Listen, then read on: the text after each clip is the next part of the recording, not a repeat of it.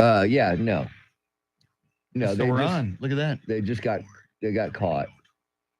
Good morning, everybody. Wow. Look at everybody.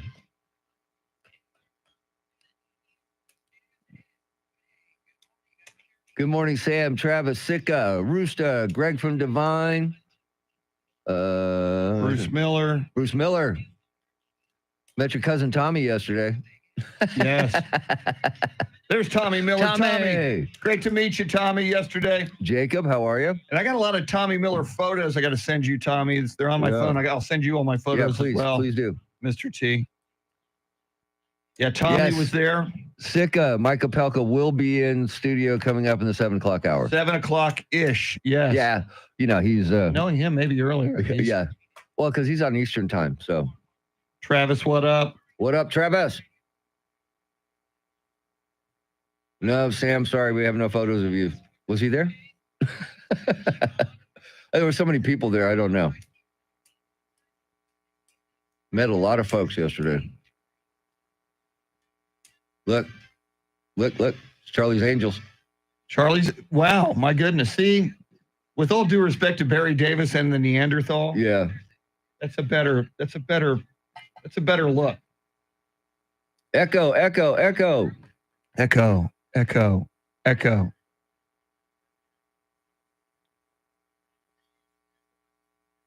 Ainsley got the memo. Yep. But does she have zippers? That's a good question. Wow. Gonzales, Texas is where Sam Tobias is this morning. Oh, cool. Tommy Miller got his hug from Charity. Very good, sir. Very good. And he did get Jacobs. I think I can show a Tommy Miller photo. Tommy Miller getting hugged? Oh, I don't have the hug photo, no. Just Well, you better not, because that's, kind of racy, Chris. She's grossly incompetent. Tommy Miller, everybody. That is Tommy Miller. What is that? That's a good picture. Yeah. The whole photo is with Radio Boy next to him. Ah, Chris Newell, I know that guy. Yeah.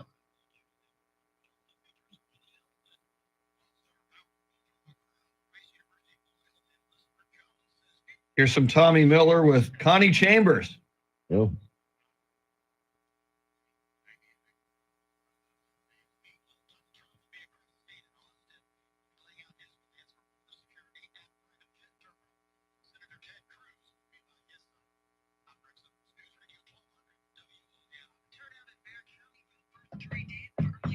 Tommy Miller with Charity. Yeah. Look at that. Noise. Ring. Oh, crap. I got to get it.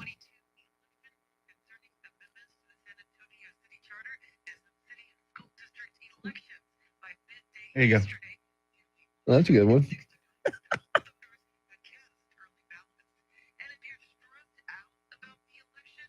Stressed out. Yeah, Tommy, we're so glad you came out, man. Yeah, no Thanks. kidding. It was nice to meet you, Tommy. Very nice to meet you.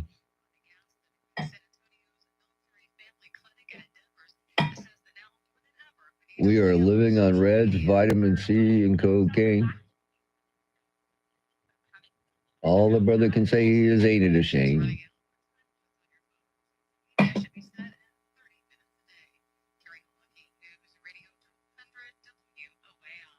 Get Pags yet?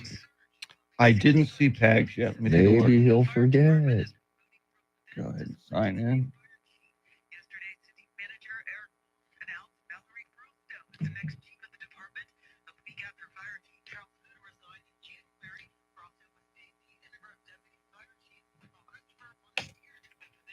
Okay.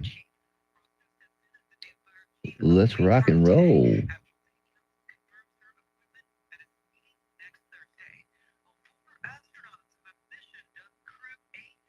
It was a blast yesterday, Tommy.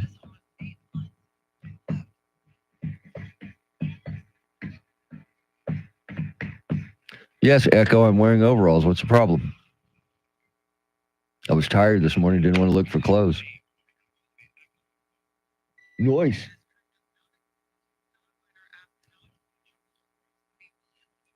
Oh.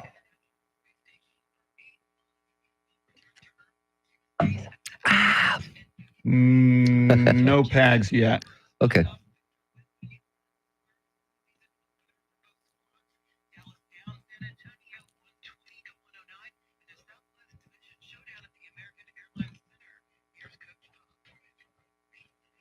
Yeah, Jeremy Sohan seems to be a turnover machine as of late. Not good. No. I watched a little bit of the first quarter before I went to sleep. Yeah. I didn't make it very far.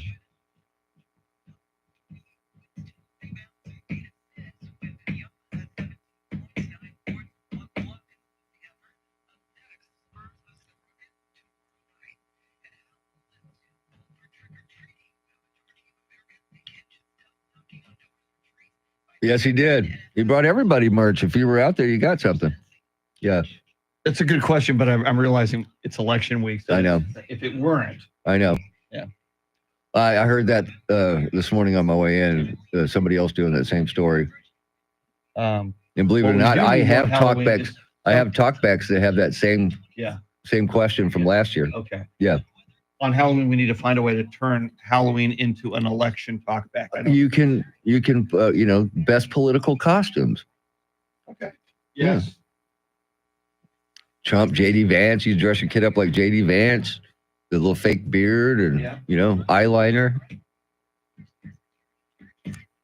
That's if you really want an easy costume on. Just put some eyeliner on and come as JD Vance. Eyeliner and come as JD Vance. Eyeliner in a suit. Yeah, and you're JD Vance. Boom, done. See how easy that is? Hey. Oh yeah.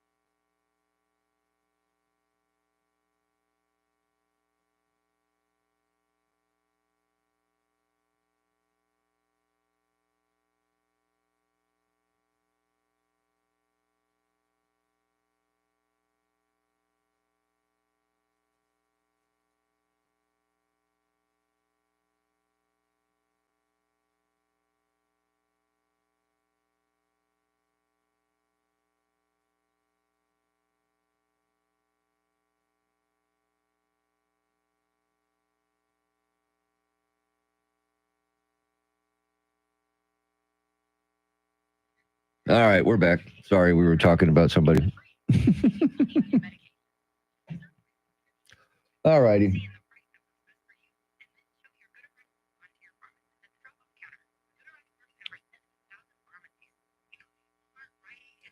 Hello there, ladies and gentlemen. Oh, by the way, I'm in for Andy Everett this afternoon with Jay Howard. Last time you did that, we didn't pimp it. I know. Let's pimp it. Yeah, I talked to him. He called me yesterday. We went over what we were doing. Told him, Jay, look, I'm trying to get a nap, man. I got to do a station function. Oh, okay.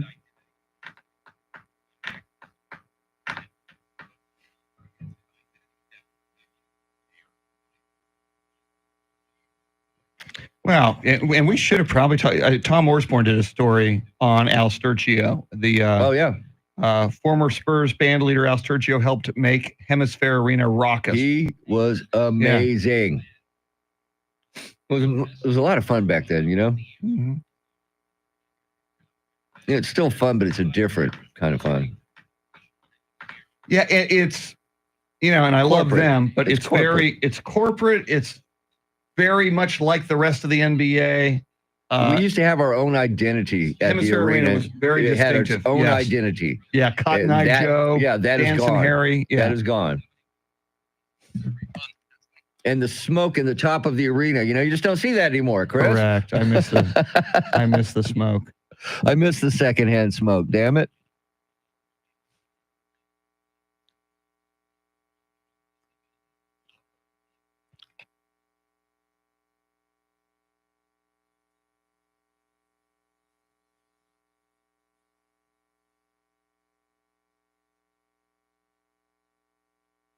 Okay.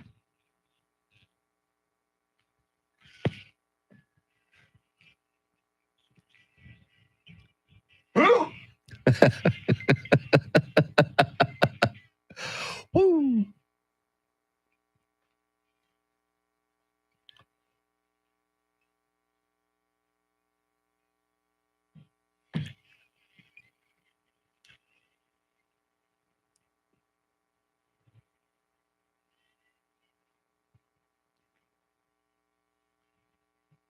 Welcome into this beautiful day, the 25th day of October, 2024. 6 days till Halloween, 9 days until daylight saving time, 11 days to the 2024 election, 34 days to Thanksgiving, 61 days until Christmas, 238 days till the first day of summer, 2025. Now, those are all really, really, really important days, but there's something about today. It's the day we've been working toward all weekend long, and we made it.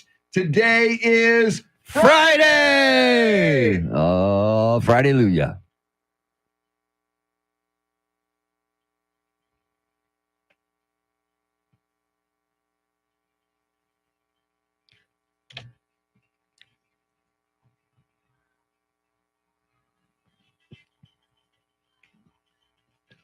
Good.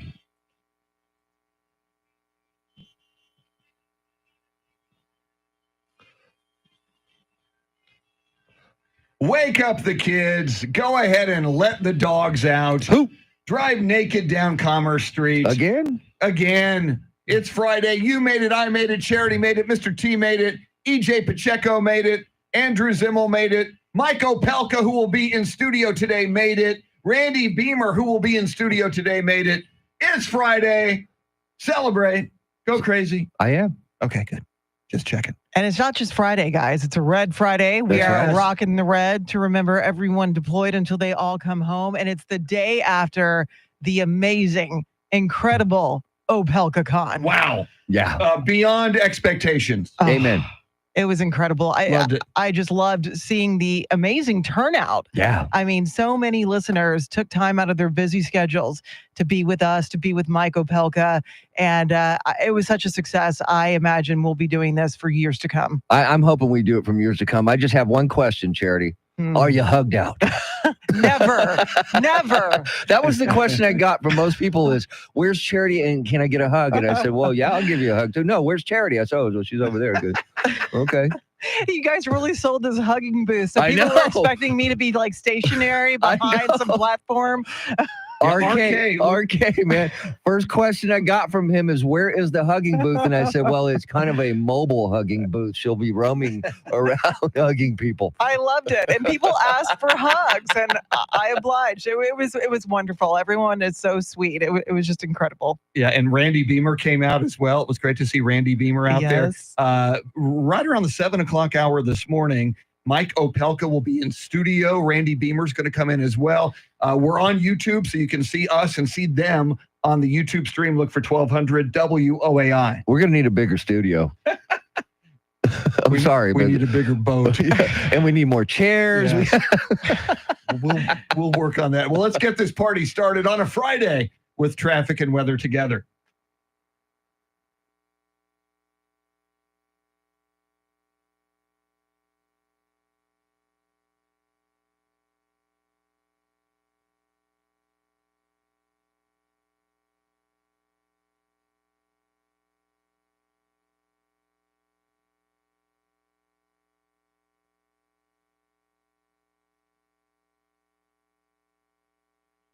Partly cloudy today, highs right around 90 degrees. Tomorrow, sunshine, except for a few afternoon clouds and warm, highs 90.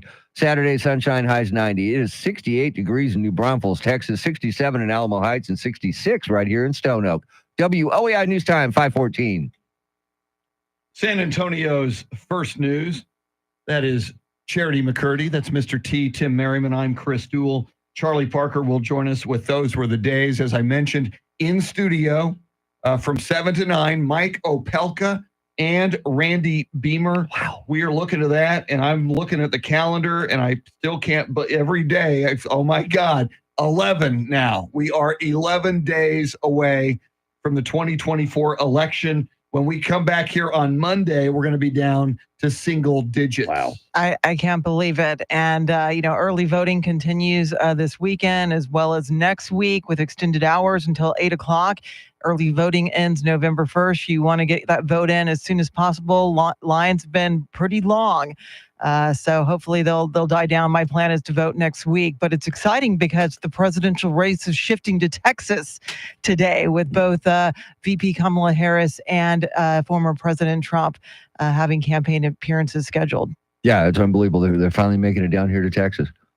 That's cool. Yeah, it's going to be very, very interesting. Also, coming up, we'll talk more about yesterday. Some of our regulars like RK, Steve from Lytle. Yeah, our favorite school Eric teacher. Lycum. Yeah. So many people showed up. It was such a blast. Opelka Con at La Hacienda de los Barrios. We'll talk more about that. And we will get ready for Mike Opelka and Randy Beamer a little bit later this morning. WOAI News Time, 5:16.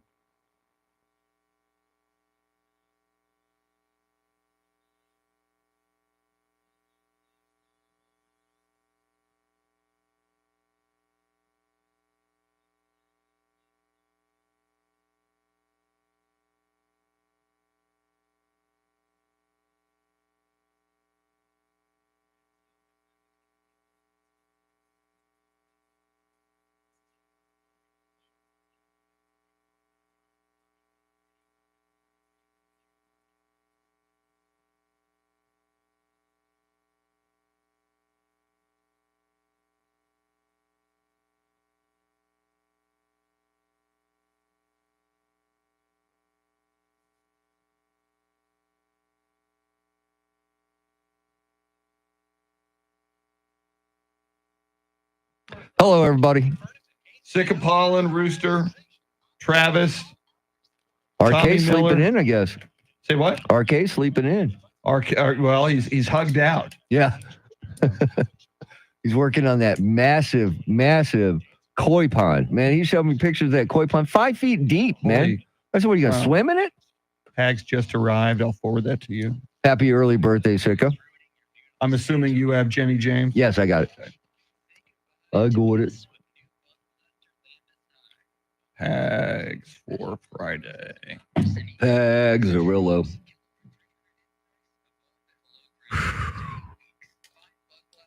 Damn turnovers last night, man. Yep.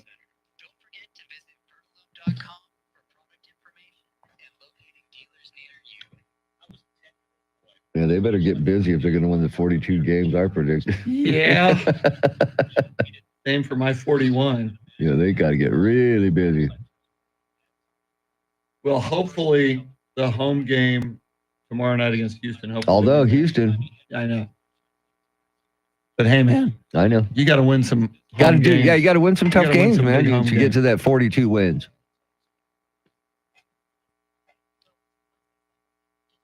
Harlan versus Taft. See, whenever I hear a high school that did not exist when I was in high school, I was just going to say, it's like, what are two schools that didn't exist when I was in school? For me, it was Jay versus Marshall. Yeah. Holmes versus Churchill. Yep. McCollum. And you remember Jefferson. Churchill Lee was always a big game. Oh God, yes. Always a big game. I remember when it was when Tommy Kramer was quarterback at Lee. 1971, baby. Well, and passed it to Pat Rocket. John Jay beat them in a game. Get out. Yeah. Wow. Yeah. And it was a big upset. Came up with bumper stickers the very next day or Monday after that Friday night win. The night they drove old Dixie down. That's brilliant. And my dad had one for the longest time. I don't know what happened to it. He never put it on his car, but he had one. That is brilliant. Yeah, my sister was a senior. Cool. Yeah. We used to go to all the games, man. Right? Greg from Divine. Hello, Greg. Greg, I used to listen on my radio to Lee High School playoff games as they went to the state championship game. Yeah. I listened to the state championship game on my radio. Yeah. It was a big deal. And that year, the Dallas Cowboys would win their first Super Bowl. Yes. Remember Super Bowls in the Dallas Cowboys? Yes.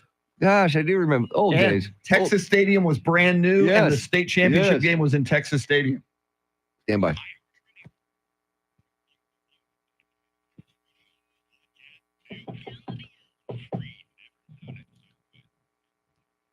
Just ahead of headlines, traffic and weather together. We'll tell you more tales from Opelcon yesterday. Charity, what stories are you following?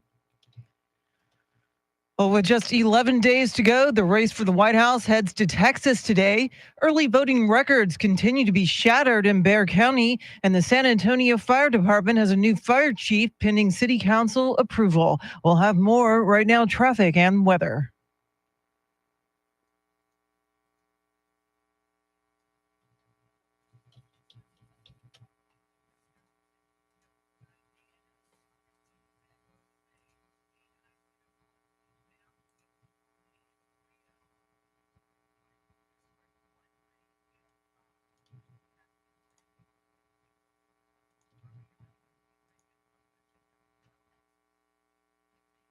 Looks like a nice warm weekend, but will we see any rain anytime soon? We welcome in News 4 San Antonio meteorologist Jeanette Kaya. Good morning, Jeanette.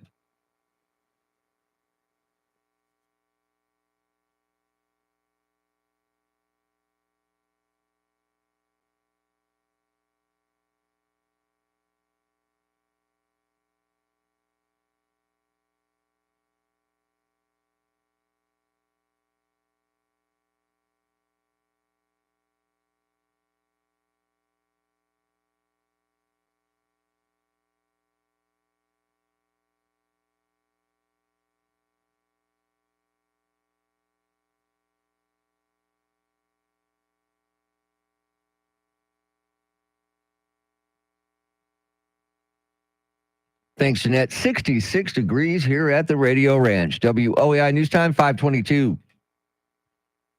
San Antonio's first news, that's Mr. T, Tim Merriman. She's Charity McCurdy. EJ Pacheco and Andrew Zimmel doing the heavy lifting, flying the Millennium Falcon. Andrew running our YouTube stream, which you're going to want to look at certainly a little later this morning when Mike Opelka and Randy Beamer will be in studio. You can watch on YouTube. They'll begin arriving in here about 7 o'clock this morning. Big thanks to Andrew Zimmel yesterday. Did a lot of great work out at Opelcon. Shout out and thank you as well to Louis Barrios, Amen. Owner, and the Barrios family, owner of La Hacienda de los Barrios, and our good friend taking photos of veterans out there, Eric Bowden, who is just a wonderful photographer and just a wonderful man. So many people to thank and just what a magnificent afternoon. And the turnout was incredible. I can't get over how many people took time out of their busy schedules, maybe took the day off from work. I talked to one listener who said, he had some vacation days he had to blow and he wanted to make sure that he was able to be here for the event. So it really means so much because our listeners are the reason why we are the success we are. So to see and meet people in person, give them hugs, it really meant so much. It really did. Yeah, and look, I met a pair of Mike Joneses yesterday and almost gave one Mike Jones the other one's gift card. And thank God I asked him, what's your phone number? He told me, he said, no, it's not you. So I met both of them, and shout out to Joaquin, the Uber driver. Oh, my God. He was awesome. Yes. Such a nice guy. His wife was great. Yeah. Everybody was great. Everybody I met, RK, was fantastic. Joaquin bought me multiple beers. Did he? I mean, I love Joaquin anyway, but yeah. Putting beers in my hand. Were they Michelob Ultras? They were. Okay. He even knew it was the right beer. They were Because he Michelob Ultras. listens. It's like, dude, how do you know? How do you know to do that? And I talked to somebody who drove in from Victoria, Texas. Yes, I met him. Eric Lycum, who is our reporter. You'll hear Eric on our news. And I'll just say it right now. We like him. We like him. Eric Lycum drove in from Austin. It was just so cool to see so many amazing people. I'm thinking next year we should try to aim for a Friday just so we can prolong the party. Yes. But it all worked out beautifully. Yes, because then maybe we can get up and play our, get our band. Chopped Liver, our band will play. No, I'm serious. As we make plans for Opelcon 2025, yes, rule number one, let's make it a Friday. Well, let's do it in March with John Decker. Ooh. Because he'll be in town. You mean Decker Palooza? John Decker, White House correspondent, he's coming for the Final Four. Late March, early April. So Decker Palooza. Decker Palooza. Decker Stock. Very, very nice. Coming up, we will talk. We are your Election Central headquarters. We will talk about this big event, which is coming up 11 days from now. Millions of Americans have already cast their ballot. We'll talk about where the candidates will be today and more. Charity with everything you need to know at the bottom of the hour. Mike Opelka and Randy Beamer in studio after 7 a.m. WOAI News Time 525.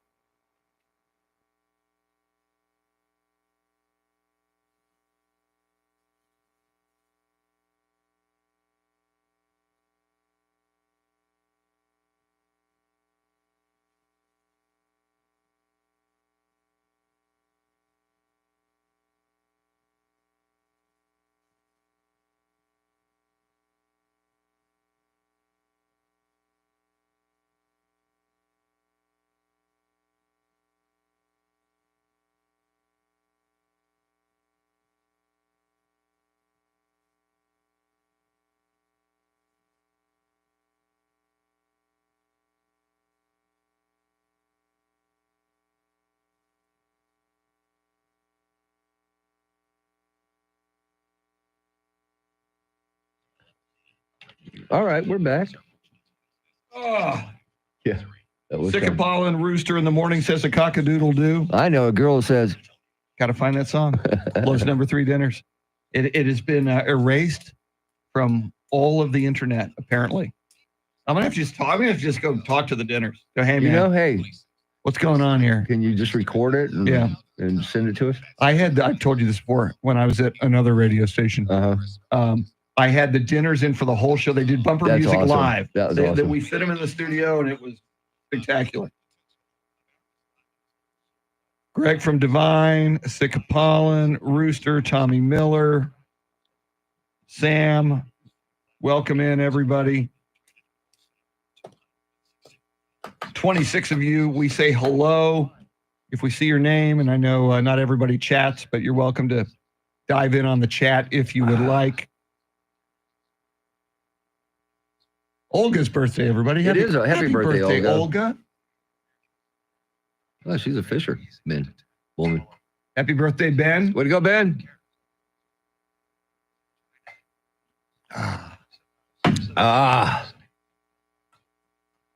Mary Lou. Hello. Happy birthday, Mary Lou.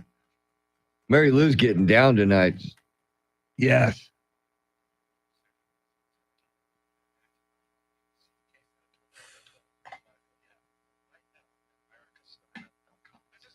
Happy birthday to your little sister, Sam. Johnson City, Texas has some nice Christmas lights. Are they already up, Travis? It's not even Halloween. Or I'm sorry, it's not even Halloween. Halloween. I specifically went to I know. Louis. David Munoz, and one of our listeners said, I am mispronouncing La Hacienda. And Louis says, it's Texas, man. Well, and Louis said, all right, how do you say our city? And exactly. I said, San Antonio. He said, see? He goes, it's really San Antonio. Yeah. And he goes, but he said, you Anglos, or as I call us, gringos, say it a certain way. You say La Hacienda.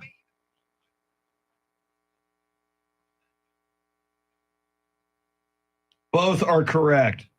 See.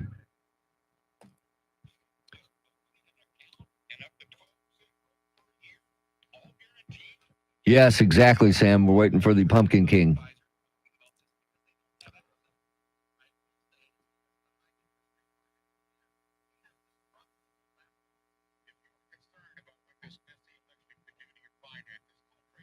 Oh, hang on. I'll tell you. Remind me when we go to charity. I'll share my texting with Charlie. Okay. Yeah, it was a trip. All right, here comes charity, everybody.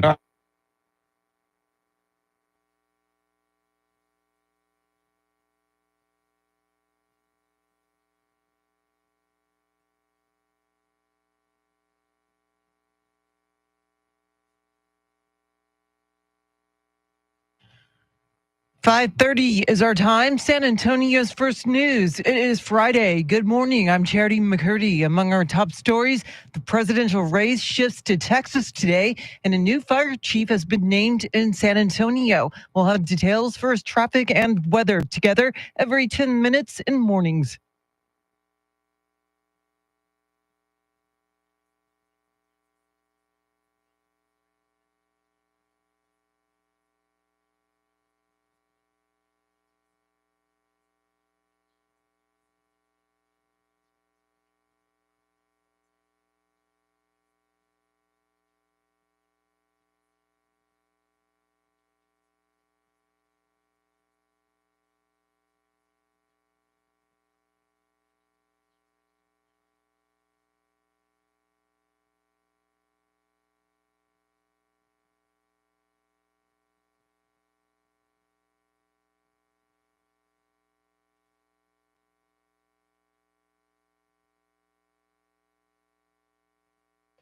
Your weather forecast for this Friday, some areas of patchy fog, partly cloudy this afternoon, a high near 90. Tonight's low 66. Right now, 68 degrees.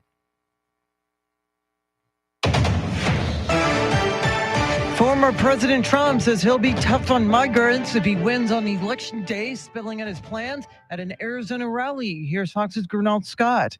Former President Trump says, as he sees it, the United States is now an occupied country. That's why he says he will invoke the Alien Enemies Act of 1798 to achieve mass deportations of migrants the former president has promised. That, however, is not as tough as he plans to be, telling the Tempe crowd, I'm hereby calling for the death penalty for any migrant that kills an American citizen or a law enforcement officer. Recent Fox polling has the former president with a slight edge over Vice President Harris in Arizona, but within the margin of error. Gernald Scott, Fox News. Meantime, Vice President Kamala Harris rallied with voters in the Atlanta area where she talked about the threat to women's reproductive health.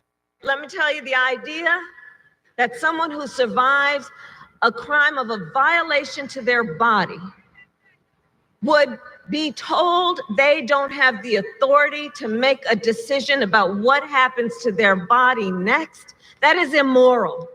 It is immoral. Meantime, the presidential campaign trail goes through Texas today. Vice President Harris is set to rally with Beyonce in her hometown of Houston, while former President Trump is heading to Austin. Chris Fox reports. Vice President Harris rallying for abortion rights in a state with one of the strictest abortion bans in the nation. She's hoping Beyonce can help. She's a very talented artist, but I don't really care about her political opinions. If she's supporting Kamala, then I think that's a good thing. I'm going to go with my kids and grandkids. Former President Donald Trump heading to Austin, expected to talk about border security and immigration with podcasting giant Joe Rogan. Getting exposure to that audience might help him a little bit on the margins. People are persuaded that way. Probably a better idea than running around with Beyonce. In Austin, Chris Fox, News Radio 1200 WOAI. Turnout in Bexar County for the first 3 days of early voting in next month's election is breaking records. County Elections Administrator Jackie Callanan says turnout had topped 14% from Monday through Wednesday. By midday yesterday,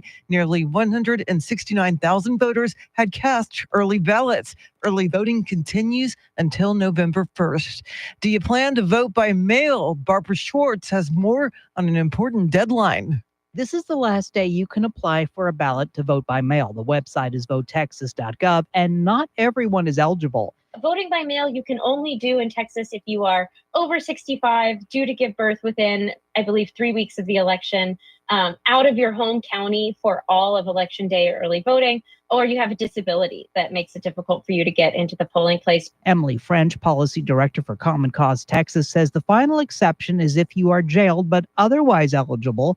Her group has a mail-in ballot tracker, so once you put in your request, you can see where your ballot is, and after you send it off, where it's being processed. And the stress of an election that's about 2 weeks away is becoming too much for some people whose eyes are glued to their phones. Experts say that if you're feeling anxious, you're not alone. I get a lot of clients that will tell me that they're having difficulty getting a restful, peaceful night's sleep. Rhonda Gaston heads the Military Family Clinic at Endeavors, which is in San Antonio. She says if your patience is running out, put time limits on your phone. A new survey from the American Psychological Association finds that 77% of Americans are feeling stressed out about the upcoming election. The San Antonio Fire Department has a new chief starting next month. Eric Lycom has details. San Antonio City Manager Eric Walsh says a nationwide search took place, and after going through 65 applications, one name stood out, and that was Deputy Chief Valerie Frausto, who's been serving as interim chief. Walsh said Frausto emerged as the ideal candidate because of her exceptional leadership and commitment to serving the community. Frausto is a San Antonio native and has been with SAFD since 2000. She'll be the first woman to lead the department. Despite a blackmail attempt by a former firefighters union president, her first day on the job will be November 1st.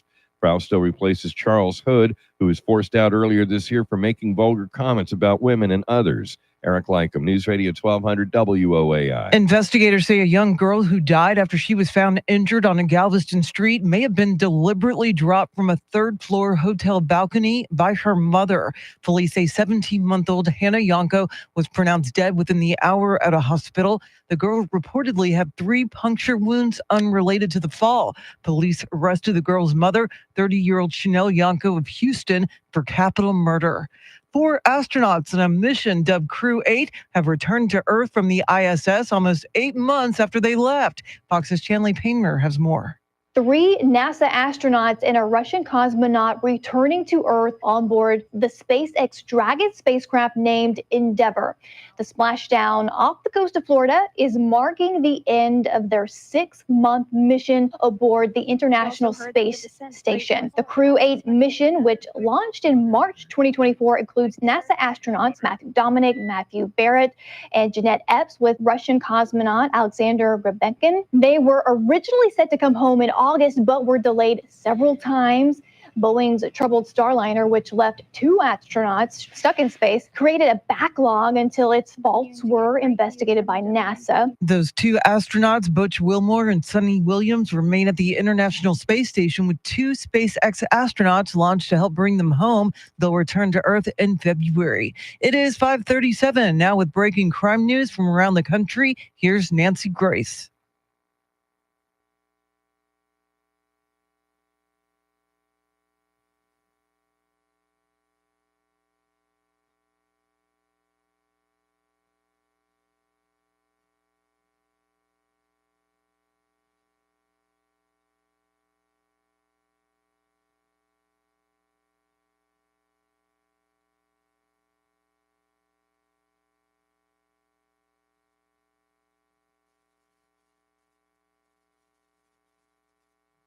Steve DeRocco, good morning. The Rock was there last night. Yes, he was. The Rock will be at Billy Joel and Sting tonight. Rock, I'm going to try to find Beth had some kind of a bar near Sunset Station that she said a lot of her attorney friends say is kind of hip and happening. I think I know what you're talking about. Oh, I'm going to text her when she wakes up and find out. I think I know what you're talking about. It's a cool little place. Cool. And it's real close. So the plan is I'm Ubering. I'm not driving downtown tonight. Right. The plan, Rock, is to Uber down there. I'll get you the name of the bar. Well, here's the thing that I found out at Journey. Now they make the Ubers drop you off on the other side on Durango over there. Or Cesar Chavez, and you walk across that bridge. Okay, my question is, where do I get an Uber after the concert? Same place. Okay, now I'm trying to visualize across Durango. Okay, you know where the Tower of Americas is, right? I do. Okay. Oh, so I go across the bridge? Yeah, there's a bridge that walk over bridge. Is. Okay, that's where they drop you off over there now. And is that where they pick you up? Yes. Okay. Used to be you could get dropped off at the Via station right there by the stairs going up to the out. Well, they won't let you do that anymore. Okay. They make you go over to the other side. Across the bridge. Yeah. Fine with me. Okay. Yeah. Yeah. Right. Just to let you know. And the driver should know when he takes you that's where he's got to take you. But I'm going to go so early, though, because we're going to the bar first. Right. Concert starts at 7. Right. So walk over at 6:30. So I'm probably going to get to the bar at 5:45. Okay. So I'm hoping the guy can just drop me off at the bar. He should be able to, because that's far enough away from the dome to where you can walk that way. Okay. And then just tell him, if you when you get another Uber on the way out, have him pick you up at that bar. Ooh. Okay. You know what I mean? That's not a bad idea. Walk back getting up. out of there's going to be hellish. Yes.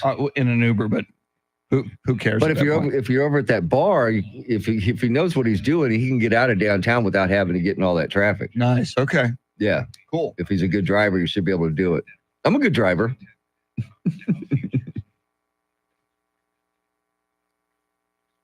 We're already at 40. Jesus.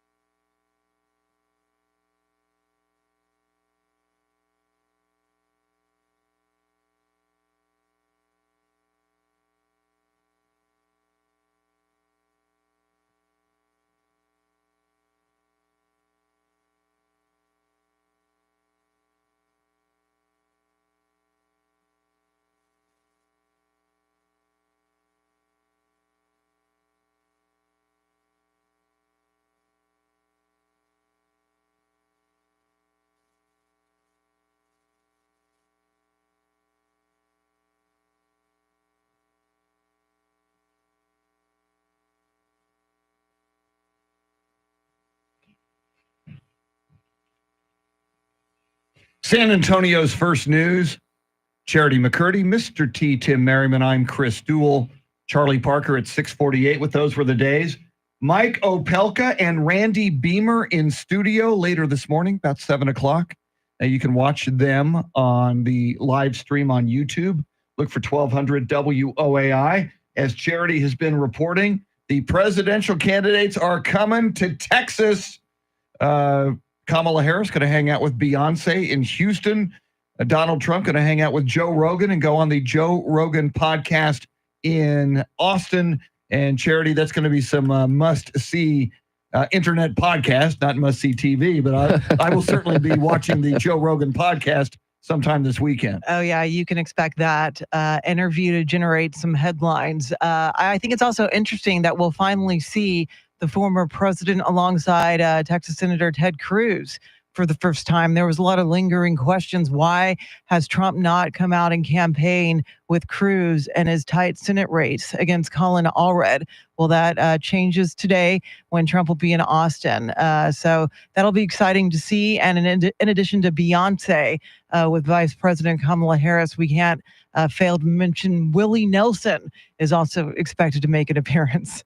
Wow, Willie and Beyonce. I wonder if they'll do a song together. I think that would be kind of interesting to see. But what a concept, man. Willie and Beyonce at one event for Kamala Harris. And look, I want to see Donald Trump and Ted Cruz together as well, Charity. I want to see if they actually don't like each other in person, or is it just, when they're not together? I just want to see what happens there. Well, it benefits Donald Trump that the Senate is Republican. Yes. So even if they don't really like each other, and I know a lot of Republicans say they don't like Ted Cruz, but you need that Senate seat. Who would you rather hang out with, Charity?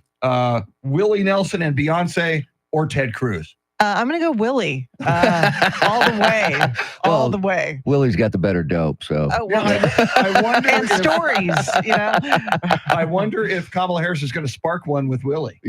That's a great question. Well, she had that crossover country album, so, they have more in common than we probably realize. Well, apparently all the weed smokers are saying that Kamala will legalize weed across the country. I haven't heard her specifically say that, but I've been seeing posts. Yeah. Vote Kamala, legalize weed. Dude, go vote. Dude. And if the Wake and Bakers could just wake up and go to the poll, maybe they'd make a difference. Dude, bacon voters. Yeah. Early voting does not compute for them. Yeah. How do I use this voting machine, man? Dude. It's too much. But here's what you can try if you're standing in line to early vote this weekend. Try standing on one leg for 30 seconds. If you can't do it, it means you're old. Oh my God, great. Another test to prove it. I already know I'm old. That's what I said when I read it. Well, I don't need to do that. I already know. Not many of us practice that flamingo exercise on a daily basis, I mean, I imagine it's like taking a sobriety test. You don't do a lot of these moves until, you have to. You're being tested for it. Yep. And it usually ends in disaster. I'm still working on my ostrich move, but, putting my head in the sand all the time. It's hard to do in this business. Yeah. Well, lots coming up. We will go back in time. We'll play Flashback next. We'll try to figure out what year we land in. You can try to figure it out as well. Lots more coming, including Randy Beamer and Mike Opelka in studio later. WOAI News Time, 5:45.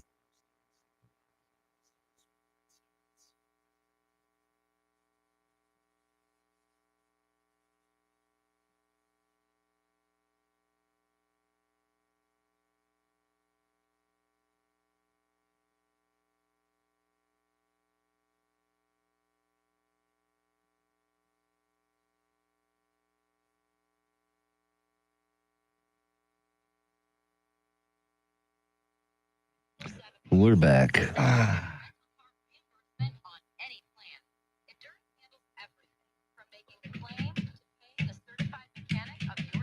Trevin, good morning. Good morning, Trevin. Sorry.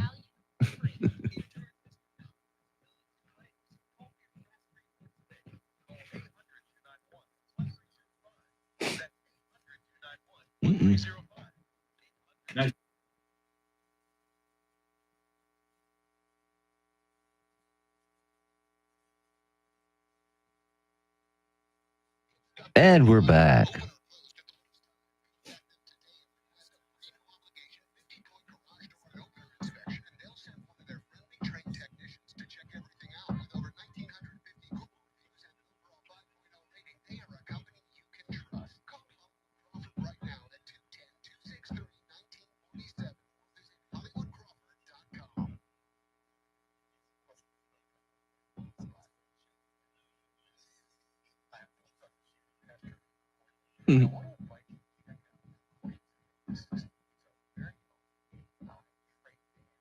Hey, it's the My Pillow guy. My crucifix. Yes.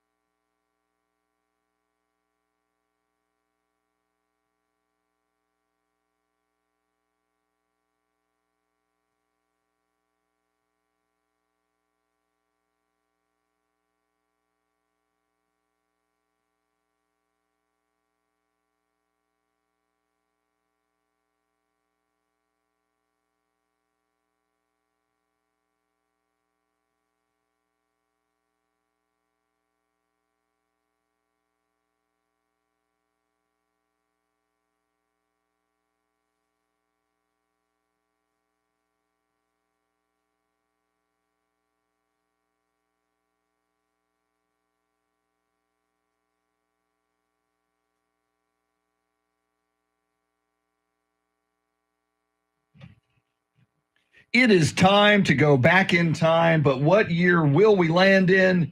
See if you can figure it out. We'll try to figure it out. Let's play Flashback.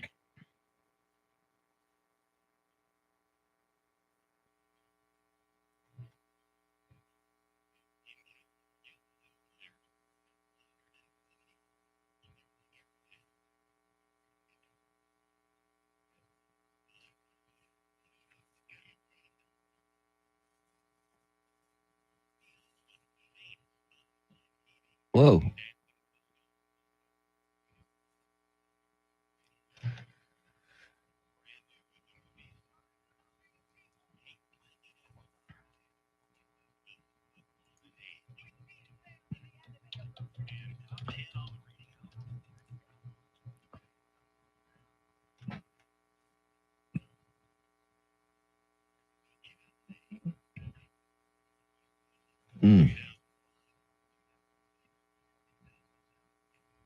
Any takers? Anybody got a thought on that one? I'm not sure. The middle one? I agree with the middle one. Okay. Let's go middle.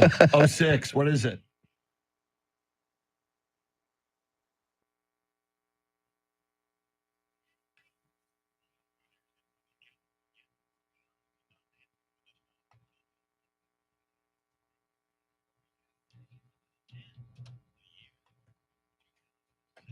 Oh! Can't win them all. Missed it by that much. Wow. So close.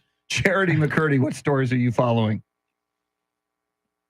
A new poll sheds light on an unsettling feeling many Americans have about potential violence after the election. Both Donald Trump and Kamala Harris will be campaigning in Texas today, and the Spurs fell short to the Mavs in their season opener in Dallas. We'll have details right now, traffic and weather.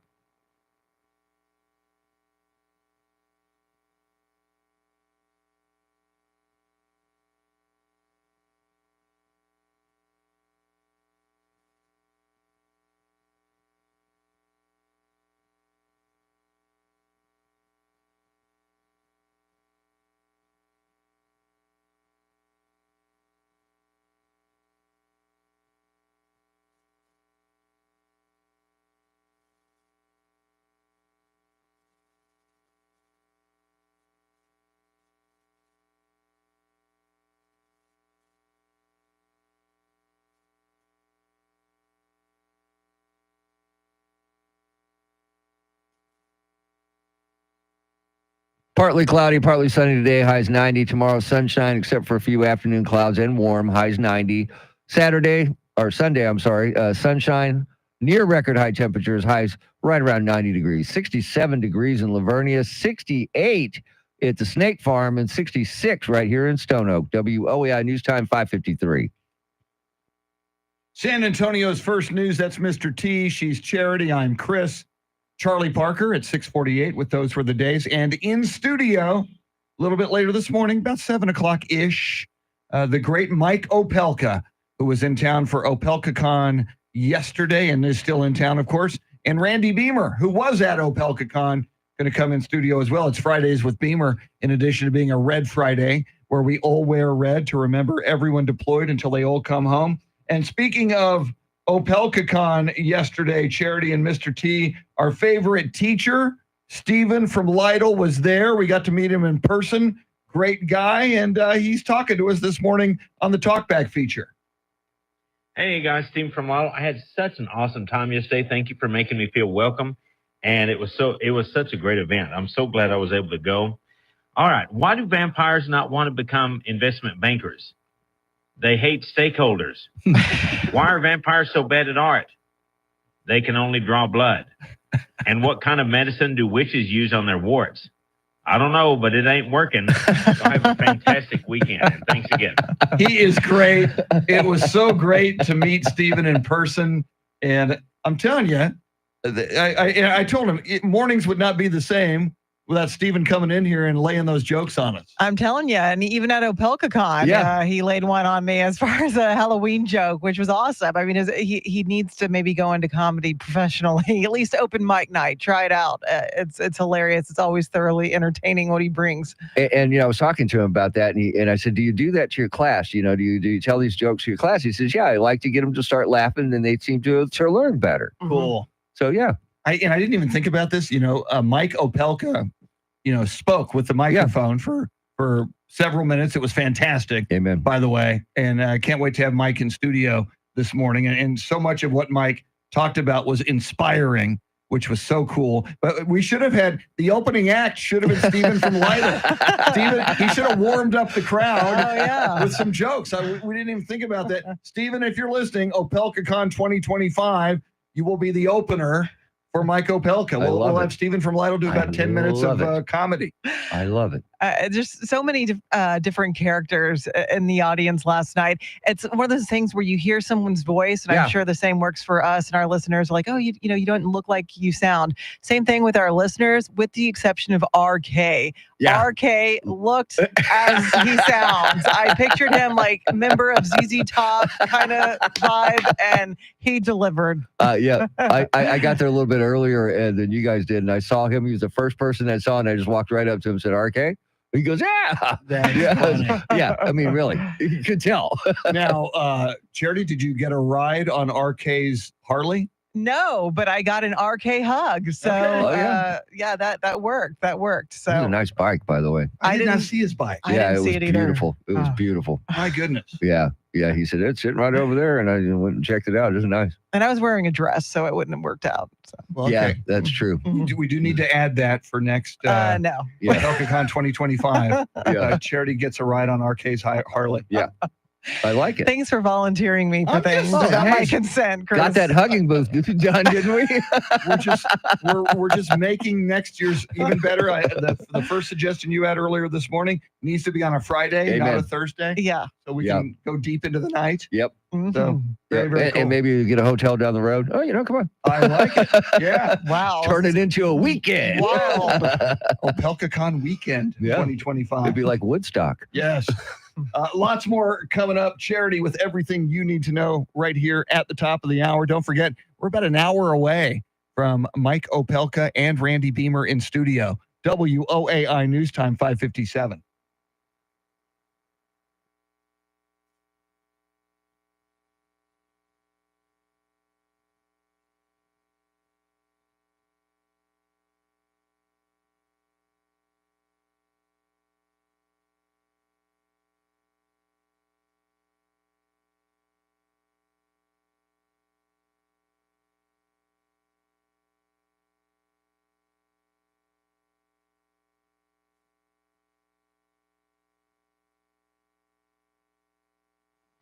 Bob Beavers, good morning. Good morning, Bob.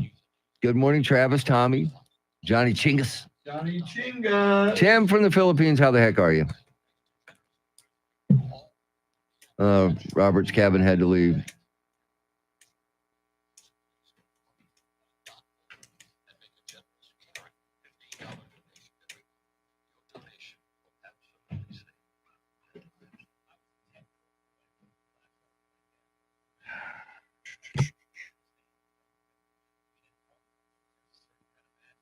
Charity coming up with all the news. Trevin, Bob, Tommy. We saw Tommy yesterday. Yes, we did. We saw Tommy, Connie Chambers, who will be in here later, probably. RK, Joaquin, Stephen from Lytle, Randy Adams, who sponsors Mike Opelka, was there. Steve DeRocco, The Rock. Jerry Berner. Yes. He was there with his wife. Cool. Who else was out? And two Mike Joneses. And a pair of Mike Joneses. A pair of I mean, is that a common name? I guess it is. Yes, you did get it right.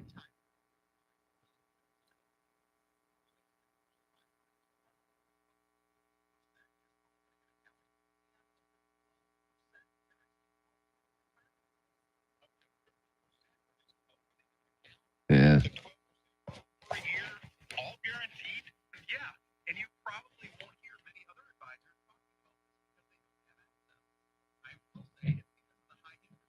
Okay.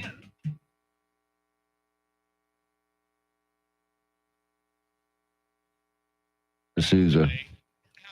All right. So, and I'm not going to lead into it. I'm just going to say, what do you got cooking for this afternoon? And we'll do it at the end of the segment. Okay. Especially with Randy and Mike Opelka here.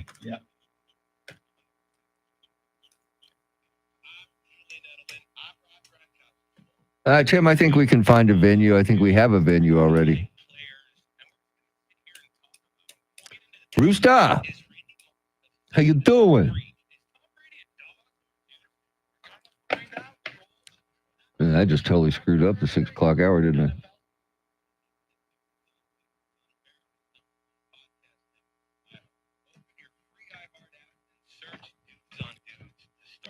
I? All right, here comes Charity.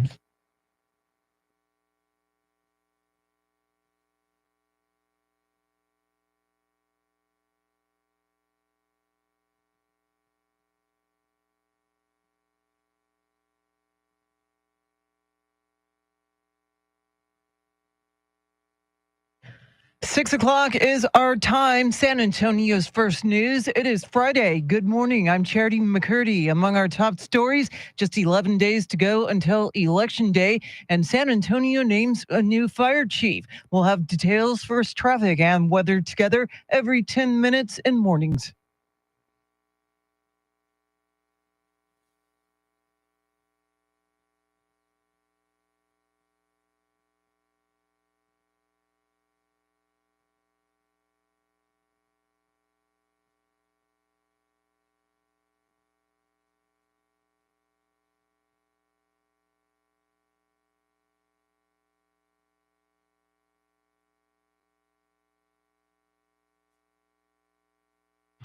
Your weather forecast for this Friday. Some areas of patchy fog, partly cloudy this afternoon, a high near 90. Tonight's low 66, right now 68 degrees.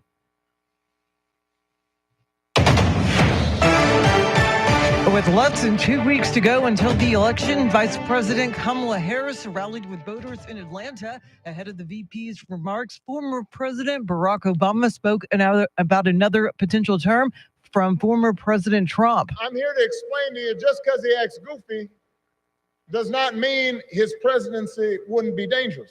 Kamala Harris asked her supporters to envision who they want in the Oval Office. It's either Donald Trump in there stewing over his enemies list, or me working for you, checking off my to-do list. And this came the same day former President Trump rallied with supporters in Tempe, Arizona. You have to stand up and you have to tell Kamala Harris that you've had enough, you can't take it anymore. She's the worst vice president. She's grossly incompetent. Kamala, you're fired. Get out of here. Fired. And Texas is not a battleground state, but today it's at the center of the presidential race. Rex Oates has details. Beyonce will be flanking Kamala Harris at her rally in Houston, which also features Willie Nelson. And while star power will draw a crowd, Rice University political analyst Mark Jones says people vote on issues. At the margins, it probably helps, but not to the level that will change the dynamics of the presidential race. Meanwhile, Donald Trump will be across the state in Austin. He'll be laying out his plans for border security at a private jet terminal. Senator Ted Cruz will be by his side. I'm Rex Oates, News Radio 1200 WOAI. Turnout in Bexar County for the first 3 days of early voting, and next month's election continues to break records. County Elections Administrator Jackie Callanan said turnout had topped 14% from Monday through Wednesday. By midday yesterday, nearly 169,000 voters had cast early ballots. Early voting runs until November 1st. And a new poll says most Americans expect violence after Election Day. In the Scripps News Ipsos poll, nearly 2 in 3 said violence is very likely or somewhat likely after November 5th. That includes a majority of Republicans at nearly 6 in 10 and Democrats with 7 in 10 saying so. Half of respondents said they're supportive of using the U.S. military to curb any potential violence. And the San Antonio Fire Department has a new chief starting next month. Eric Lycum reports. San Antonio City Manager Eric Walsh says a nationwide search took place, and after going through 65 applications, one name stood out, and that was Deputy Chief Valerie Frausto, who's been serving as interim chief. Walsh said Frausto emerged as the ideal candidate because of her exceptional leadership and commitment to serving the community. Frausto is a San Antonio native and has been with SAFD since 2000. She'll be the first woman to lead the department. Despite a blackmail attempt by a former firefighters union president, her first day on the job will be November 1st. Frausto replaces Charles Hood, who was forced out earlier this year for making vulgar comments about women and others. Eric Lycum, News Radio 1200 WOAI. The Menendez brothers may be re-sentenced in their murder case. The Los Angeles DA made the request yesterday. The brothers claimed sexual and physical abuse from their father drove them to kill their parents at their Beverly Hills mansion in 1989. A re-sentencing could pave the way for the release of brothers Eric and Lyle, but first it has to be approved by a judge. The DA says they would be immediately eligible for parole because they were sentenced when they were under the age of 26. He says he came to the decision after examining new evidence that backs up their abuse claim. It is 6:05. The Spurs lost their season opener against the Mavs in Dallas. The voice of the Spurs, Bill Schoening, has more in today's Spurs Report.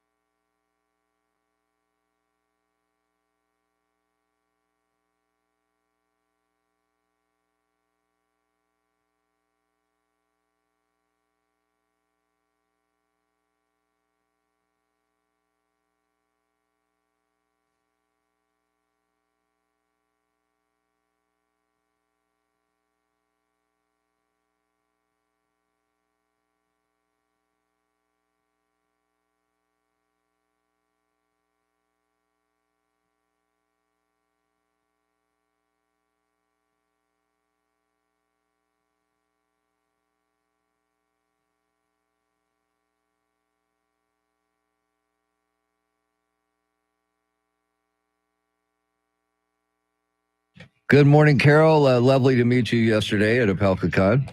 Glad you came out. Carol, thanks for coming out.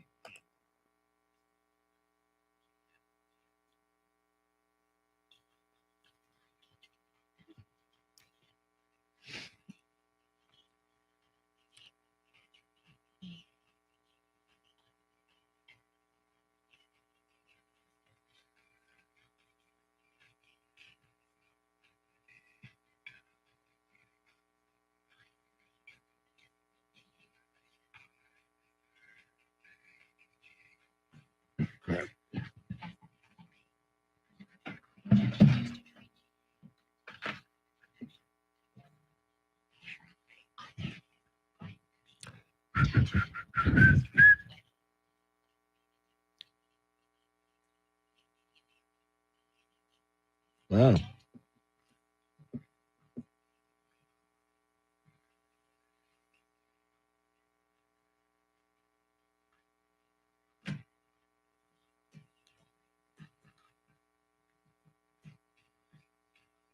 Stand by.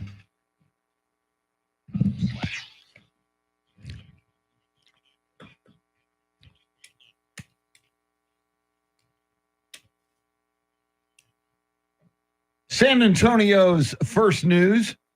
Charity McCurdy, Mr. T, Tim Merriman, Charlie Parker. With those were the days at 6:48. At 6:40, we will go on the campaign trail with White House correspondent and attorney John Decker, big part of our Election Central coverage. And in less than an hour, Mike Opelka from the Pure Opelka podcast in studio, as he is in town after OpelcaCon yesterday. Randy Beamer, who went to OpelcaCon, will be in studio as well. So things are going to get really lively around here in less than an hour. Coming up, you may have heard Charity do a story about a poll regarding an expectation of violence as a result of this election. We'll talk about that coming right up. First, let's get you caught up on traffic and weather together.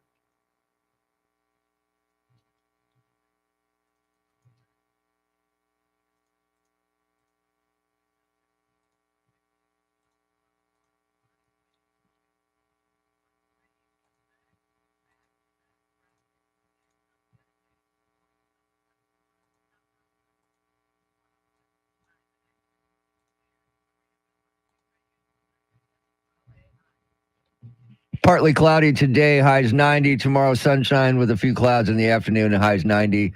And then on Sunday, sunshine, highs 90. It is 68 degrees in Alamo Heights, 68 in Leon Valley, and 67 here in Stone Oak. WOAI News Time, 610. San Antonio's first news. Well, it is a concern among not only Republicans, but Democrats as well. I've heard people on both sides say, if the other side doesn't win the election on November 5th, there will probably be violence in America. That concern seems to be growing, Charity, and there's now some polling data on this. Yeah, this is from the Scripps News Ipsos poll, says that nearly 2 in 3 polled said violence is very likely or somewhat likely, and that includes a majority of Republicans and Democrats. You got 6 in 10 Republicans saying so, and 7 in 10 Democrats thinking there will be violence after Election Day. And that poll goes on to ask respondents if they are supportive of using the U.S. military to curb any potential violence as a result, and a majority, half of respondents rather, said yes. Wow. But hopefully it doesn't come to that. Yeah, let's just hope and pray it doesn't come to that, and it's just a peaceful election. Everything works out just well, and maybe we can get it all done and find out if we have who our next president will be by the end of election night. But look, if there is violence and stuff happens, I don't see how that gets anything done. How does that it just doesn't work. It does not. And to that question, had I been asked, should the military get involved if there's violence? A hard no. Nope. We do have law enforcement. That's what law enforcement is for. Once you cross that line and have the American military perhaps firing on its citizens in a law enforcement capacity, that's not what the military is for. That's why we have police. That's why we have sheriffs. That's why we have the FBI. That's local, state, and federal law enforcement. That's their job, not the job of the military, in my humble opinion. I mean, can't we still be passionate about politics, the direction this country is heading, without resorting to violence? I mean, yes, we can vote. It's our civic duty. And while we can't necessarily control the final outcome, I mean, what we can control is how we react and respond to it. I likened it to parenting. Amen. I have a 6-year-old and a 4-year-old, and that's what I've learned as being a parent, is the hardest part of parenting is keeping your own emotions in check, because I think that's just so important. That's the only thing you can control is how you react to things, including the outcome of the November election. And when did we get to this point to where if you have differing opinions on politics, it used to be you sat down and talked about it and you shot it back and forth, and now it's a different kind of shot back and forth sometimes, and it's just dividing families. And if you're a student of American history, thank you. Everything goes in cycles. The Republicans are in charge for a while, and inevitably there's another cycle where Democrats come into power, whether it's the executive branch or the legislative branch. And it's, will it, currently you got Biden and Harris. Will it last another 4 years? Is Harris going to get elected, or will Trump come back into power? Typically it's 4 or 8 years, and then it shifts again. And if you were a student of history, you don't have to get violent. You just realize, you know what, whatever side you're on, if you lose this one, you regroup and you'll eventually win the next one or the second one down the road. Yeah, and I just think you got to think bigger picture here, that the safety of your own family, lead by example.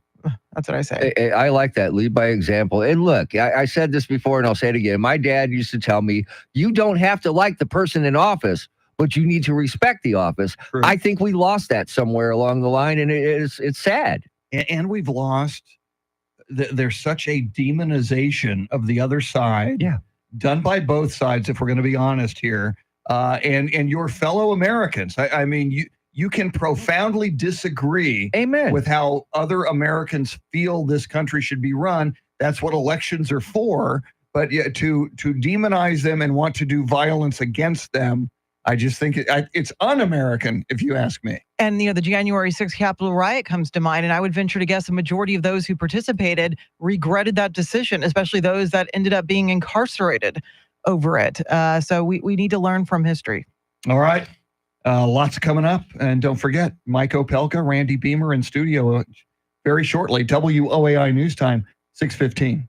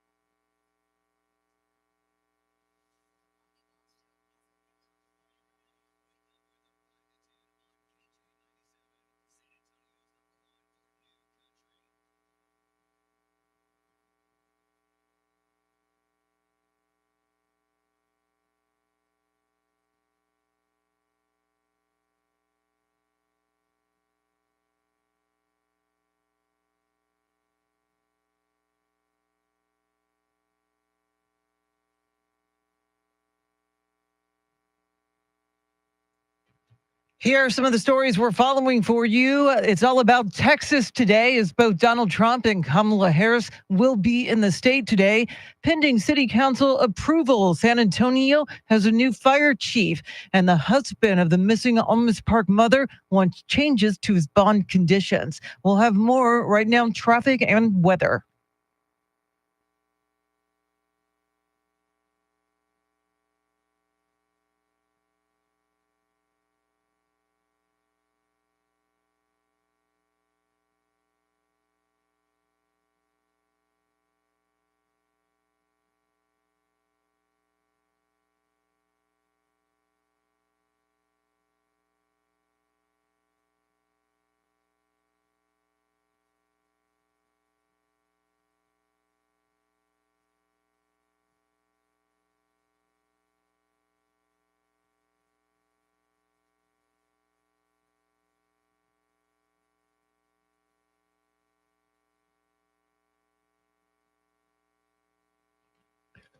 Partly cloudy, partly sunny today. Highs 90. Same thing for tomorrow. On Sunday, though, sunshine and highs 90. 69 degrees at the Pearl, 68 at the Snake Farm, and 67 right here in Stone Oak. WOAI News Time, 621.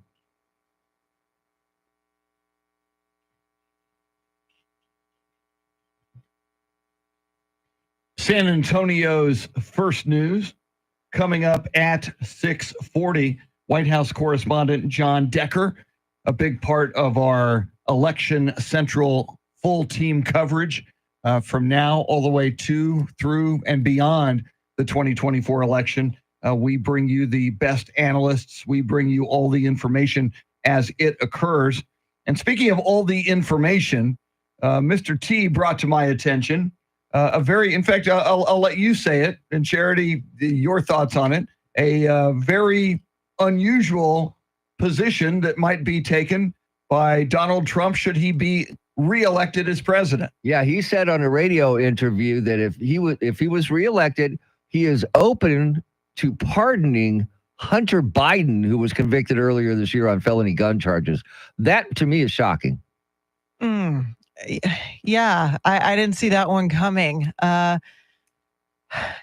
He says it now. I'm curious to know if he would follow through on that pledge. I mean, it wasn't a promise. He's just saying wouldn't take it off the books, right? Yeah, he's open to it. Okay. He's open to it. Didn't say he would do it. He just says he's open to it. Well, and I always thought this about Joe Biden. He said he was a uniter when he ran in 2020. Joe Biden should have, and either way, but certainly even if Kamala Harris wins, Joe Biden should pardon Donald Trump on all anything against it. That would be a nice olive branch. This is a former president. This country has gone through enough of this. It's time for this to all go away. There's a pardon that I think should be issued. Get back to business. Yeah, and you want to unite the country? How about that? That would be the way to do it. And maybe that's why the former president is saying that he would consider pardoning Hunter, maybe to plant that seed like, hey, if this outcome doesn't happen in my favor, consider pardoning me because of what I said I would do for you. That's not a bad strategy. It's the art of the deal. I mean, I might do this for you if, right. Not without saying it, if you'll do this for me. Yes. But in either event, and this country is so divided, somebody, and you're getting an indication of it right there from Donald Trump. Yeah. Somebody needs to step up and say, you know what? That's the other side. I profoundly disagree with their policies, but let me see what I can do to unite the country a little bit better. And I think it would go a long way if Trump is reelected president as a signal to Democrats. It's like, you know what? He's the president now. He's doing what's in the interest of this country. And here's an example. I think it'd be a big deal. And the ball is really in President Biden's court. He did say he would not pardon his son, Hunter, but that let's see what he does as he's headed out the door at the end of his term. So I expect the president to probably pardon his own son. And we've asked that question before. What would you do if it was your child? Oh, yeah, definitely. Pardon. I will be shocked if Joe Biden walking out the door especially after the election, which is what he's waiting for anyway. Yeah. Yeah. And if Kamala Harris wins, to keep his word, he might, ask her to do it. Yeah. But I think it's coming. Yeah. Yeah. Makes sense to me. All right. Tell you what else is coming. White House correspondent John Decker, a huge part of our election 2024 coverage. He's coming up at 6:40, 6:48. Charlie Parker. And then just after 7 o'clock in studio, we're so excited. Mike Opelka in town. He was at Opelcon yesterday, of course. And also Randy Beamer, who joined us at Opelcon. He'll be in studio as well. Lots coming at you. WOAI News Time, 6:26. Good morning, RK. So nice to meet you yesterday in person, finally. Yeah, RK, that was so cool, man. We're so glad you came out. Charity, she was talking about it earlier. All of us so excited to meet you. Thanks for coming. Very, very cool.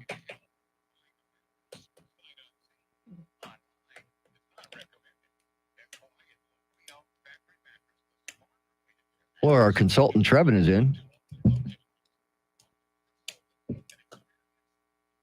Yeah, Trevin, we know that Trump has had a relationship with Putin, so it's Elon Musk. He wants us to do that story. Well, so not on our rundown today. Sorry, man. Yeah, well, and let me just check. Just for example, I'm looking at CNN's top 5 stories. Not there. It's not there, Trevin. So CNN, which is not exactly a conservative news source, their number 1 story, the campaign trail. There is no mention of that, Trevin. CNN's number 2 story this morning, SpaceX. Their number 3 story, Israeli hostages. Their number 4 story is extreme weather. And their number 5 story is lead in paint in older buildings. There is no mention of that story, Trevin. But the Wall Street Journal has it, so we should do it, right? Yeah. So, Trevin, be happy the Wall Street Journal did it. Yeah. All right. Charity's coming up in a couple minutes.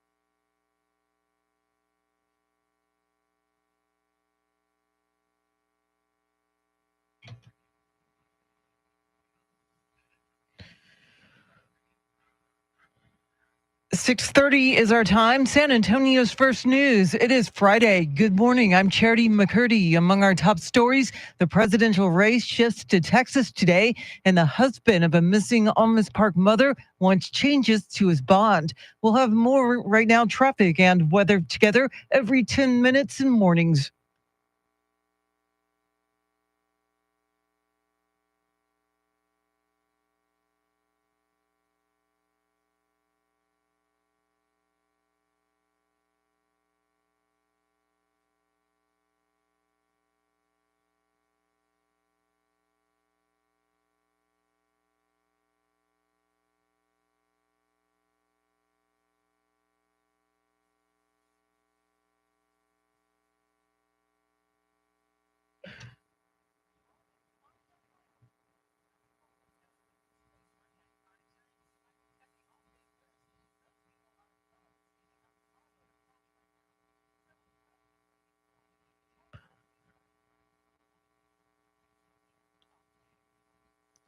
Your weather forecast for this Friday, partly cloudy, a high near 90, tonight's low 66, right now 68 degrees.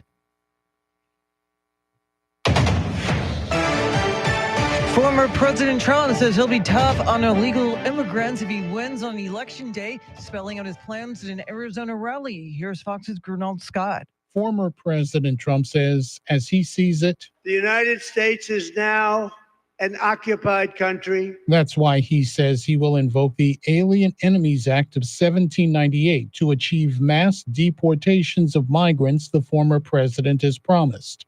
That, however, is not as tough as he plans to be, telling the Tempe crowd, I'm hereby calling for the death penalty for any migrant that kills an American citizen or a law enforcement officer.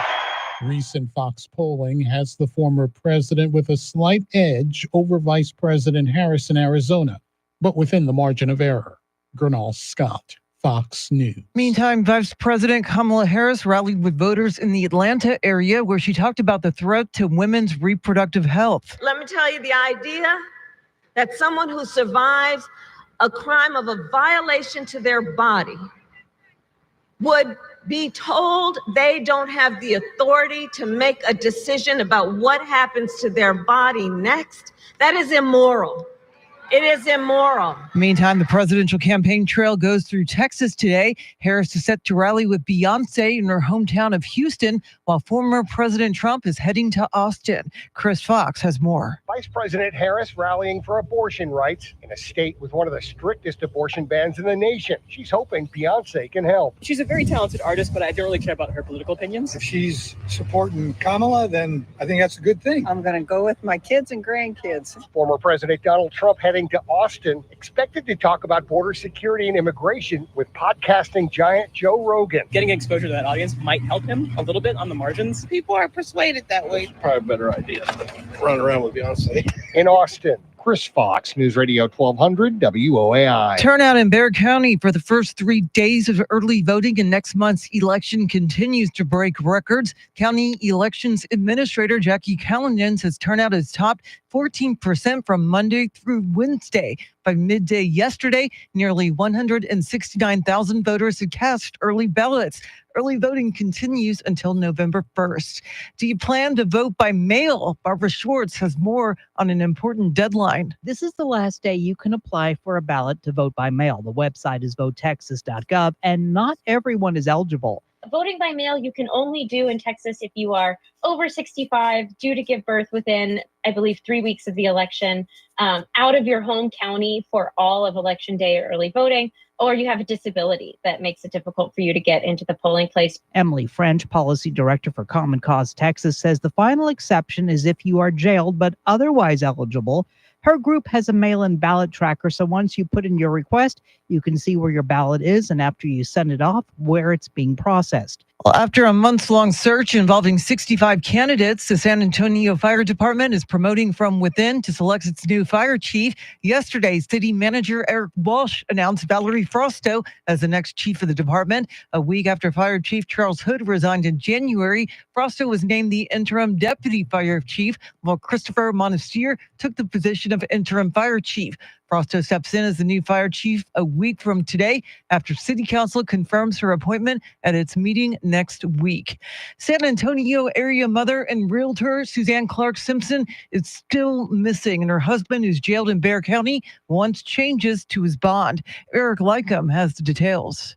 Brad Simpson, who faces domestic violence and federal weapons charges, is requesting a judge amend his bond to allow his children to visit him while he's being held. His motion argues his children are not involved in this case and he is not a flight risk.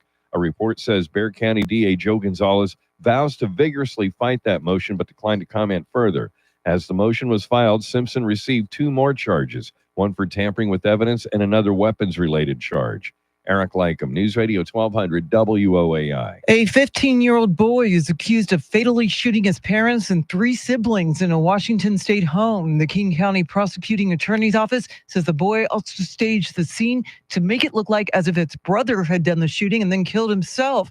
The mass shooting happened early Monday morning at a home in Falls City, about 25 miles outside Seattle. An 11-year-old daughter survived the shooting and has since been released from the hospital.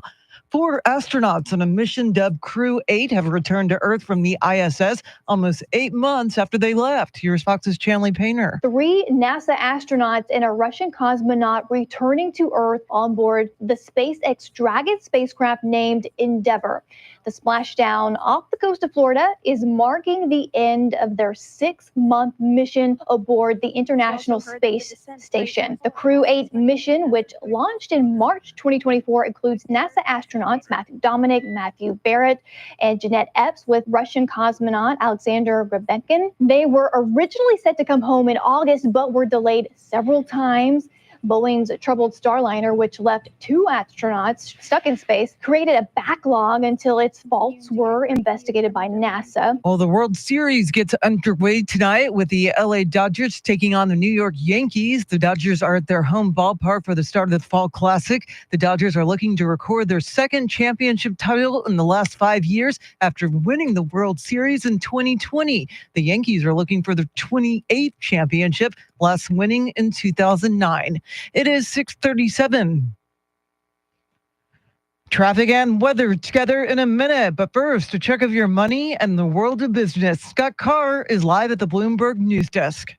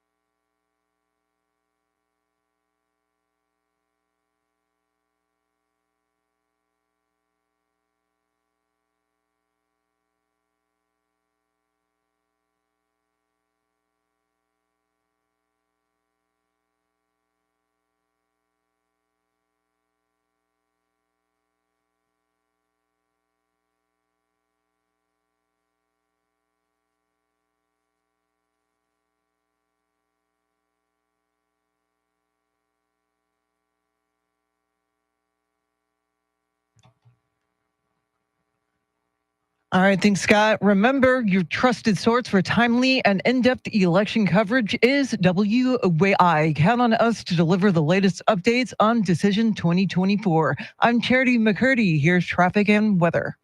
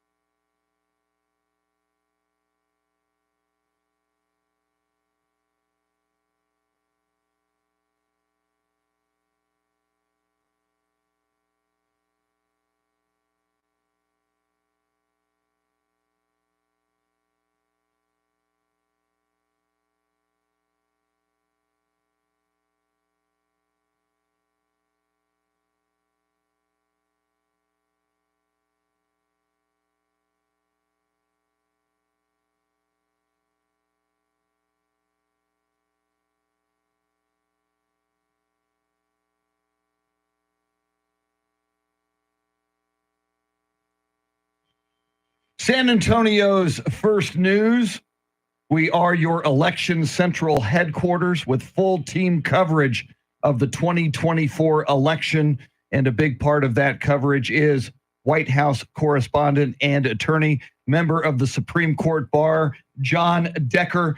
John, all over the coverage of this race. And John, former President Trump already talking about who would be in his cabinet. Is this too early to talk about these things? What do you think? Well, that's confidence. Maybe you could argue overconfidence. I think you could certainly make the argument that if the vice president were talking about that, you'd say, wow, she's measuring the drapes in the Oval Office already. It's 11 days to go. But to me, that's what Donald Trump typically does, is to show the bravado, the confidence. He spoke specifically about one name in particular that drew my attention, and that's the person that he would tap potentially, if he wins, to lead the Pentagon, to lead the Department of Defense. One name that he mentioned for that role is Senator Tom Cotton of Arkansas, who has served in the military, served our country in uniform during the Iraq War. So, and he's also been extremely loyal to Donald Trump, advocating for him on those Sunday morning talk shows in particular. So that's one name that I think you have to look at. And he could get Senate confirmed. That's an important thing to consider. Any name that you have to throw out there, potentially being in a cabinet for either Kamala Harris or for Donald Trump, should they win, they must get confirmed by the Senate. And it's going to be, I think, a very narrow majority that either party will have in the U.S. Senate, which may give some pause in terms of putting certain controversial candidates forward to lead various federal departments. And John, we know Trump has been hanging out a lot lately with Elon Musk, also newly minted Republican Tulsi Gabbard. Where do you see them serving potentially in Trump's cabinet? Well, as for Elon Musk, I don't see him serving in any formal role in a Trump administration. He likes his life in the private sector, leading Tesla, leading SpaceX. So could he be an informal advisor? Absolutely. As for Tulsi Gabbard, the former congresswoman, she too has been, like I described, Tom Cotton, very loyal to Donald Trump. I could see her potentially, if Trump wins, having a place in his administration in some department or agency for sure. But remember, once again, every department, every federal agency also requires Senate confirmation. Now, John, isn't it, I guess, that former President Donald Trump, isn't he doing his due diligence by planning out who would be in his cabinet even before Election Day, so he's that far ahead? Well, that's what a transition period is for. So whoever wins, assuming we'll have a winner known on November 5th or 6th, you have a few months to do just that. You have a considerable amount of time to go through the vetting process. You can't just throw a name out there. They have to go through a vetting process. Otherwise, trouble could come down the road. I've seen that so many times with candidates who haven't been properly vetted. So can you think about it? Sure. Should you talk about it? I don't know about that. I think it's premature to be talking about who would populate your cabinet and your inner circle until you win the keys to the White House. Just maybe that's me being superstitious, but that's what I would do if I was in the shoes of Donald Trump or Kamala Harris. He is a very huge part of our election central coverage, White House correspondent and attorney John Decker. And we thank John. And as we move Monday, I can't believe, Charity, Monday, we will be in single digits. We will be 8 days out from this election. And obviously, our coverage will continue to access great analysts like John Decker. But this is coming fast. Yeah, it's crunch time. And we say 8 days out, but 8 days out from Election Day. But will it be result day? That's a great question. That's a good point. And we asked John that yesterday. John said he does not think we'll get a result the night of the 5th or the morning of the 6th quite yet. So keep it right here. Chris, I have breaking news. We have breaking news. Just got a text from Mike Opelka's Uber driver. He's on his way. Mike Opelka is in the motorcade, otherwise known as the Uber, on his way. Can Randy Beamer be that far behind? Well, I don't think so. know. They're both doing studio. This is historic. It is. This is like having Elvis Presley and John Lennon in the same studio. Okay, so now we got to think about that. Which one's Elvis and which one's John? That's a great question. They're both kind of Elvis. Can't they just be both Elvis? Yeah, Elvi? Okay. Well, and that would be historic too, to have two Elvi in the same studio. Yes, one in black leather jumpsuit, one in the white. Yeah, the white with the cape. We'll just figure out which costume for which guy. That's coming up. WOAI News Time, 6:45.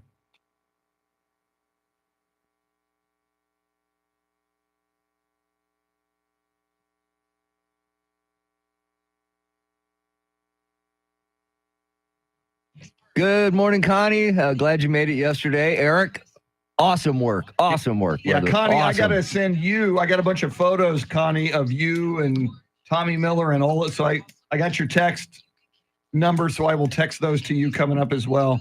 Eric, dude. Yeah, we can't say enough, Eric. We can't thank awesome. you enough, Eric. And you gave us these amazing cards. Oh, thank you. The cards are spectacular. Yeah, those were really nice. I didn't open that bag until I got home. I opened mine this morning. Yeah, I was like, on my way out the door, crap. and I looked at them real quick and then put them back on the table.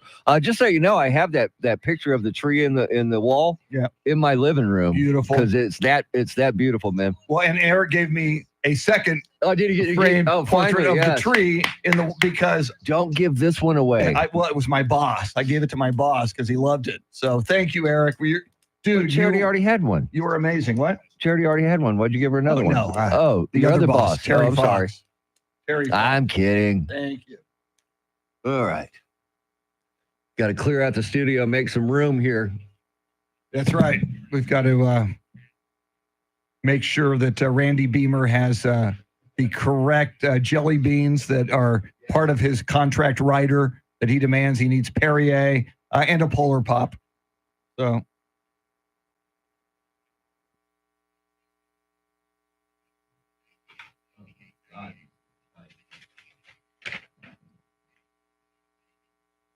Okay. You want to move cameras or want to wait? I'll wait till that way I just focus them on each of their faces. So, and that way we're still on camera till somebody gets here. Trying to.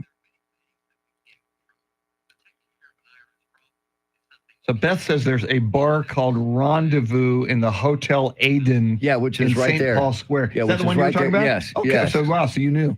Okay. Yes. Very nice place, by the way. Wow. Never been. Very nice. Aiden, San Antonio Riverwalk. Wow. Wow. Wow. Yeah, that's on the what do you call that stretch of the Riverwalk that newly added? Yeah. Yeah, you can get to it from there. Okay. It's a nice place. The hotel's pretty sharp too, man.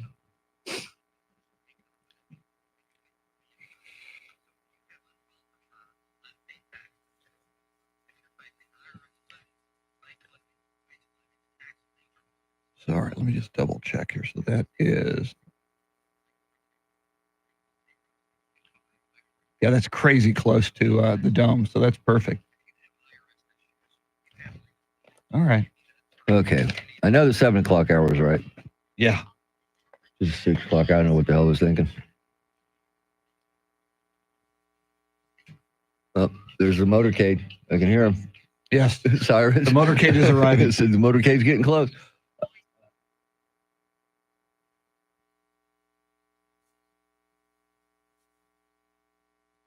Yeah, Mike Opelka moves the needles, man. If you're new to the stream, welcome in. Mike Opelka's on the way. We'll have him on camera once he gets here in the studio. Randy Beamer on the way, so we'll have Randy as well. Yeah, Connie, I hope it's not the same Uber driver also.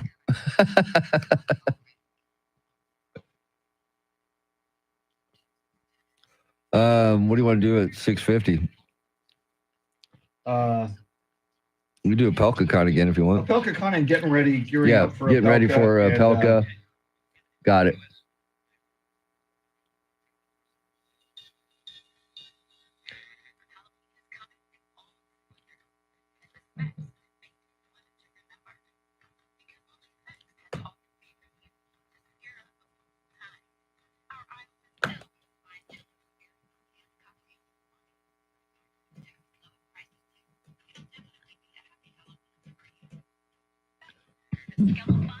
Excuse me.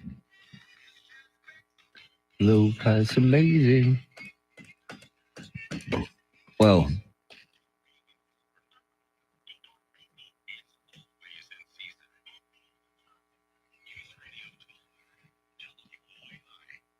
those were the days.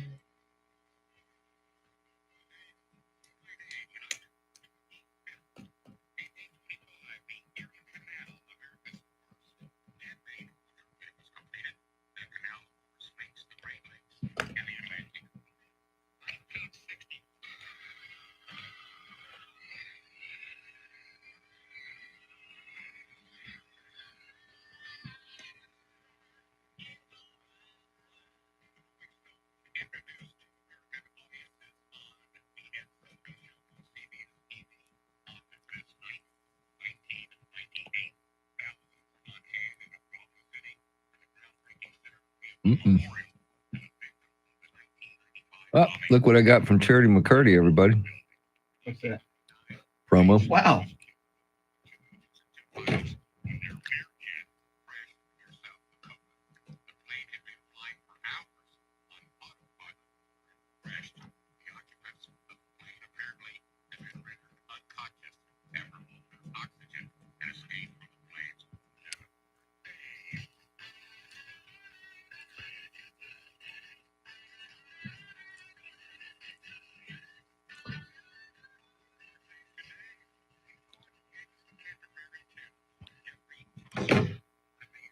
Oh, that's right. And Jenny James, I got to get out early anyway. Yeah. Okay.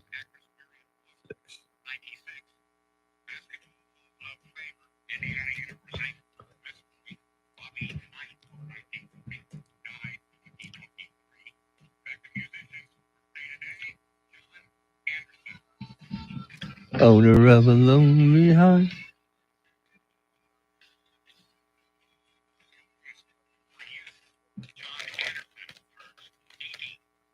Damn.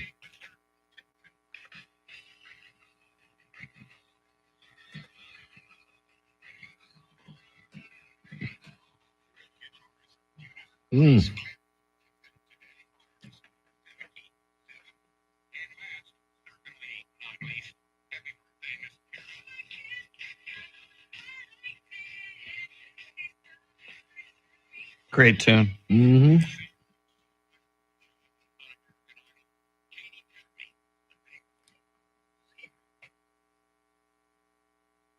Well, Kamala Harris will have some star power at her Houston rally today, while Donald Trump will be with Ted Cruz and Joe Rogan in Austin. The San Antonio Fire Department is promoting from within for their new fire chief, and 4 astronauts are back on Earth after a stint on the International Space Station. We'll have more right now, traffic and weather.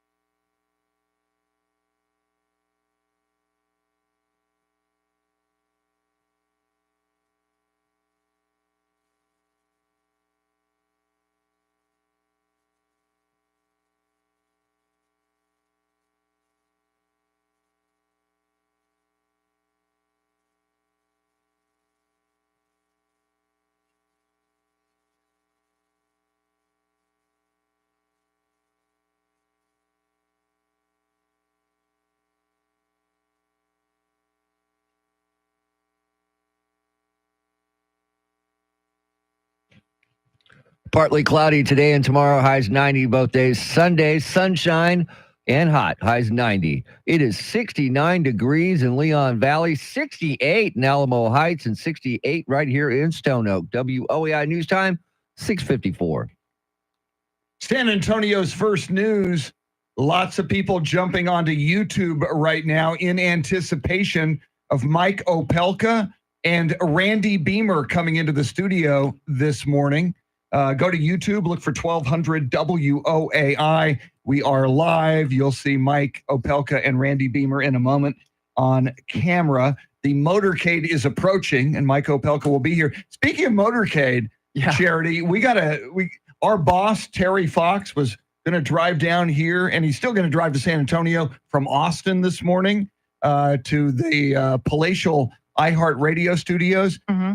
He's going to be late because they're already shutting down highways in Austin as we speak, because former President Donald Trump will be there today. That's right. And it's going to be a mess if you're in Austin, because not only do you have former President Trump in Austin, but, the state of Texas is in the spotlight today with Vice President Kamala Harris holding a Houston rally. But you got Ted Cruz in Austin with Donald Trump.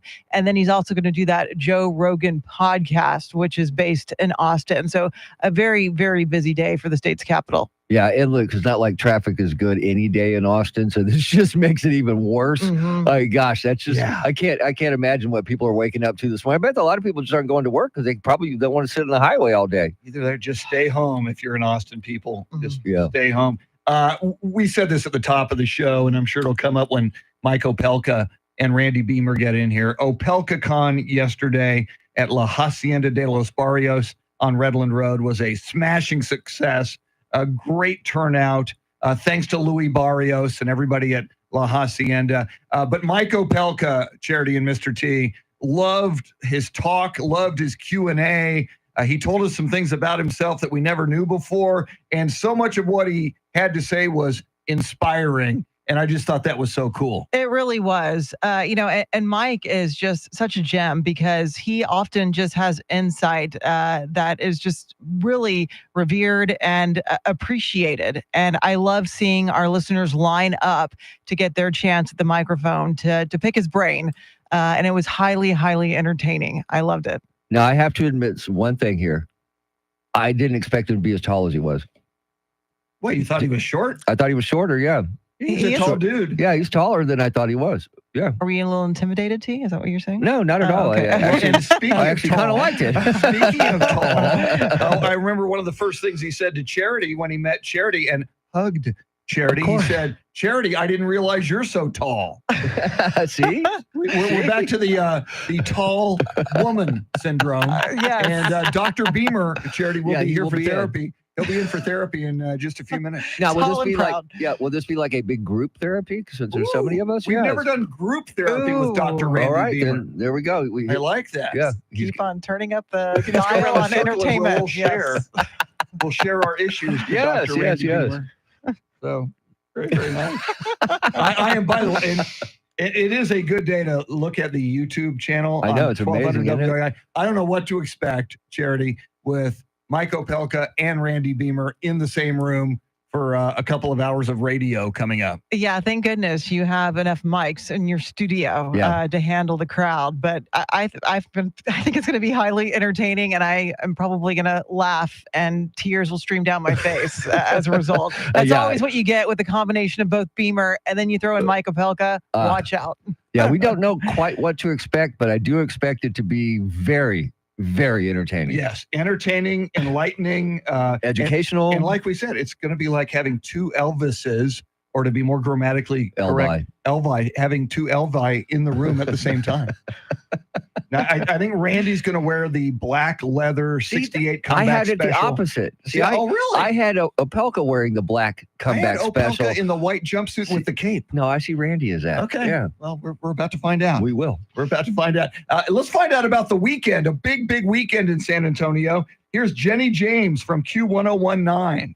It's another crazy busy weekend in San Antonio, so plan accordingly. Billy Joel and Sting at the Alamo Dome tonight. The Day of the Dead River Parade is tonight as well. You can go to the Day of the Dead Festival at La Villita all weekend. SpaceCon is at the Freeman Coliseum Expo Halls. Saturday and Sunday, Dia de los Muertos is at Hemisphere, and Paw Patrol Live: A Mighty Adventure is at the Majestic Theater. Saturday night, Frankie Valli and the Four Seasons are at the Tobin Center, and Saturday and Sunday, Post Malone is in Austin at the Germania Insurance Amphitheater. Tonight, get in a haunted swim at the San Antonio Natatorium and enjoy a Halloween bash at the Tower of the Americas. Fredericksburg has their revamped Food and Wine Festival this weekend. Tomorrow morning is the 24th annual Walk and Stroll hosted by the Down Syndrome Association of South Texas at River City Community Church in Selma. If trains are your thing, trick or treat at the Texas Transportation Museum this weekend. Also, don't forget to get out and vote. The polls are open this weekend.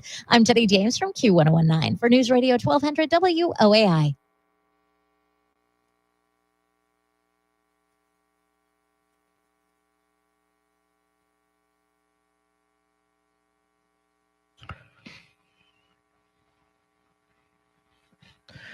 7 o'clock is our time. San Antonio's first news. It is Friday. Good morning. I'm Charity McCurdy. Among our top stories, just 11 days to go until Election Day, and San Antonio names a new fire chief. We'll have details, first traffic and weather together every 10 minutes in mornings.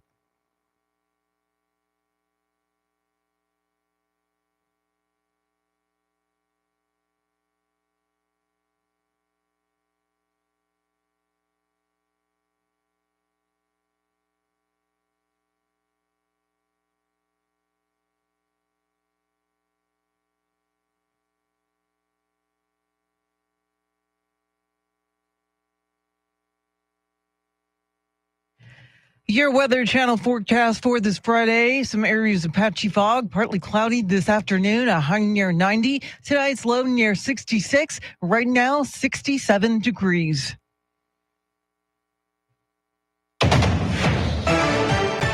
With less than 2 weeks to go until Election Day, Vice President Kamala Harris rallied with voters in Atlanta. Ahead of the VP's remarks, former President Barack Obama spoke about another potential term from former President Trump. I'm here to explain to you, just because he acts goofy does not mean his presidency wouldn't be dangerous.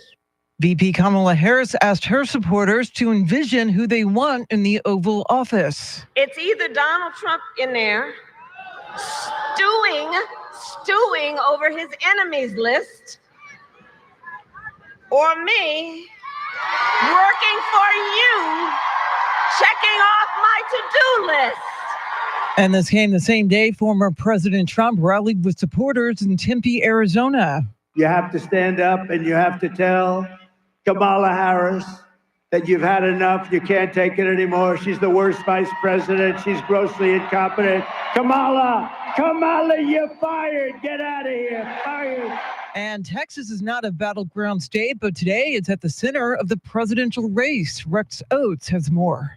Beyonce will be flanking Kamala Harris at her rally in Houston, which also features Willie Nelson.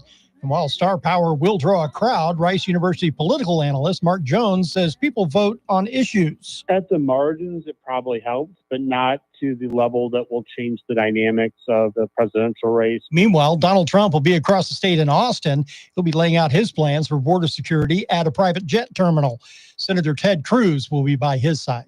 I'm Rex Oates, News Radio 1200 WOAI. Turnout in Bexar County for the first 3 days of early voting is breaking records. County Elections Administrator Jackie Callanan says turnout had topped 14% from Monday through Wednesday. By midday yesterday, nearly 169,000 voters had cast early ballots. And the stress of an election that's about 2 weeks away is becoming too much for some whose eyes are glued to their phones. Experts say if you're feeling anxious, you're not alone. I get a lot of clients that will tell me that they're having difficulty getting a restful, peaceful night's sleep. Rhonda Gaston heads the Military Family Clinic at Endeavors, which is in San Antonio. She says if your patience is running thin, put time limits on your phone. A new survey from the American Psychological Association finds that 77% of Americans are feeling stressed about the upcoming election. The San Antonio Fire Department has a new chief starting next month. Eric Lycum reports. San Antonio City Manager Eric Walsh says a nationwide search took place, and after going through 65 applications, one name stood out, and that was Deputy Chief Valerie Frausto, who's been serving as interim chief. Walsh said Frausto emerged as the ideal candidate because of her exceptional leadership and commitment to serving the community. Frausto is a San Antonio native and has been with SAFD since 2000. She'll be the first woman to lead the department. Despite a blackmail attempt by a former firefighters union president, her first day on the job will be November 1st. Frausto replaces Charles Hood, who was forced out earlier this year for making vulgar comments about women and others. Eric Lycum, News Radio 1200 WOAI. Investigators say a young girl who died after she was found injured on a Galveston street may have been deliberately dropped from a third-floor hotel balcony by her mother. Police say 17-month-old Hannah Yonko was pronounced dead within the hour at a hospital. The girl reportedly had 3 puncture wounds unrelated to the fall. Police arrested the girl's mother, 30-year-old Chanel Yonko of Houston, for capital murder. 4 astronauts on a mission dubbed Crew 8 have returned to Earth from the ISS almost 8 months after they left. And splashdown.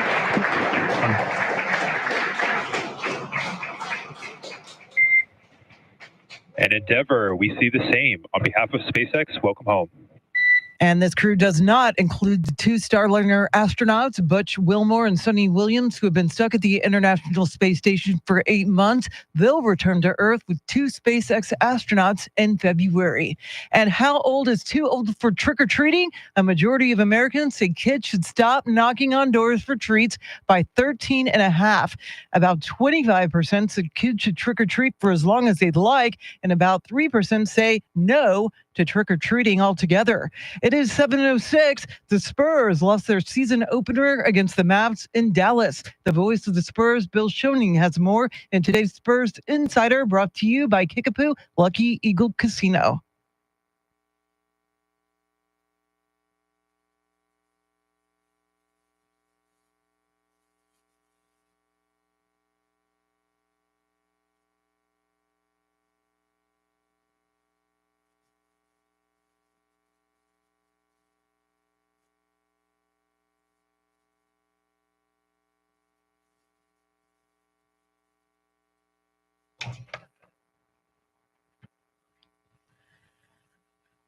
Thanks, Bill. Today's Spurs Insider brought to you by Kickapoo Lucky Eagle Casino. Remember, your trusted source for timely and in-depth election coverage is WOAI. Count on us to deliver the latest updates on Decision 2024. I'm Charity McCurdy. Traffic and weather coming up.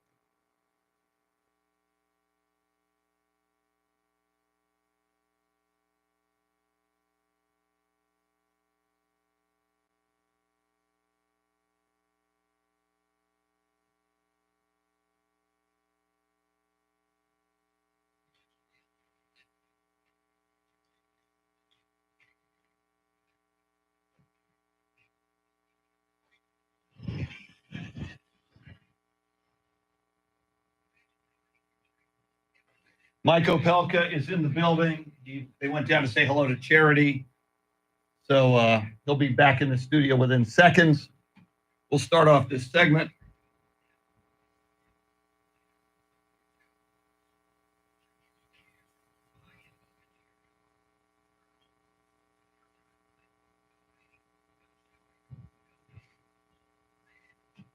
Welcome in if you're new to the stream. Thanks for being here. 117 right now.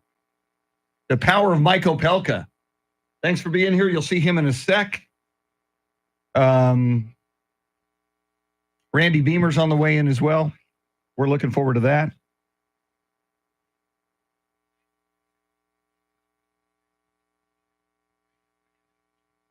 Funny, RK. I'll try to remember to read that to Mike. I kissed my new shot glass goodnight and then decided to sleep with it. Then I remembered the wristband and made it a threesome. Hilarious.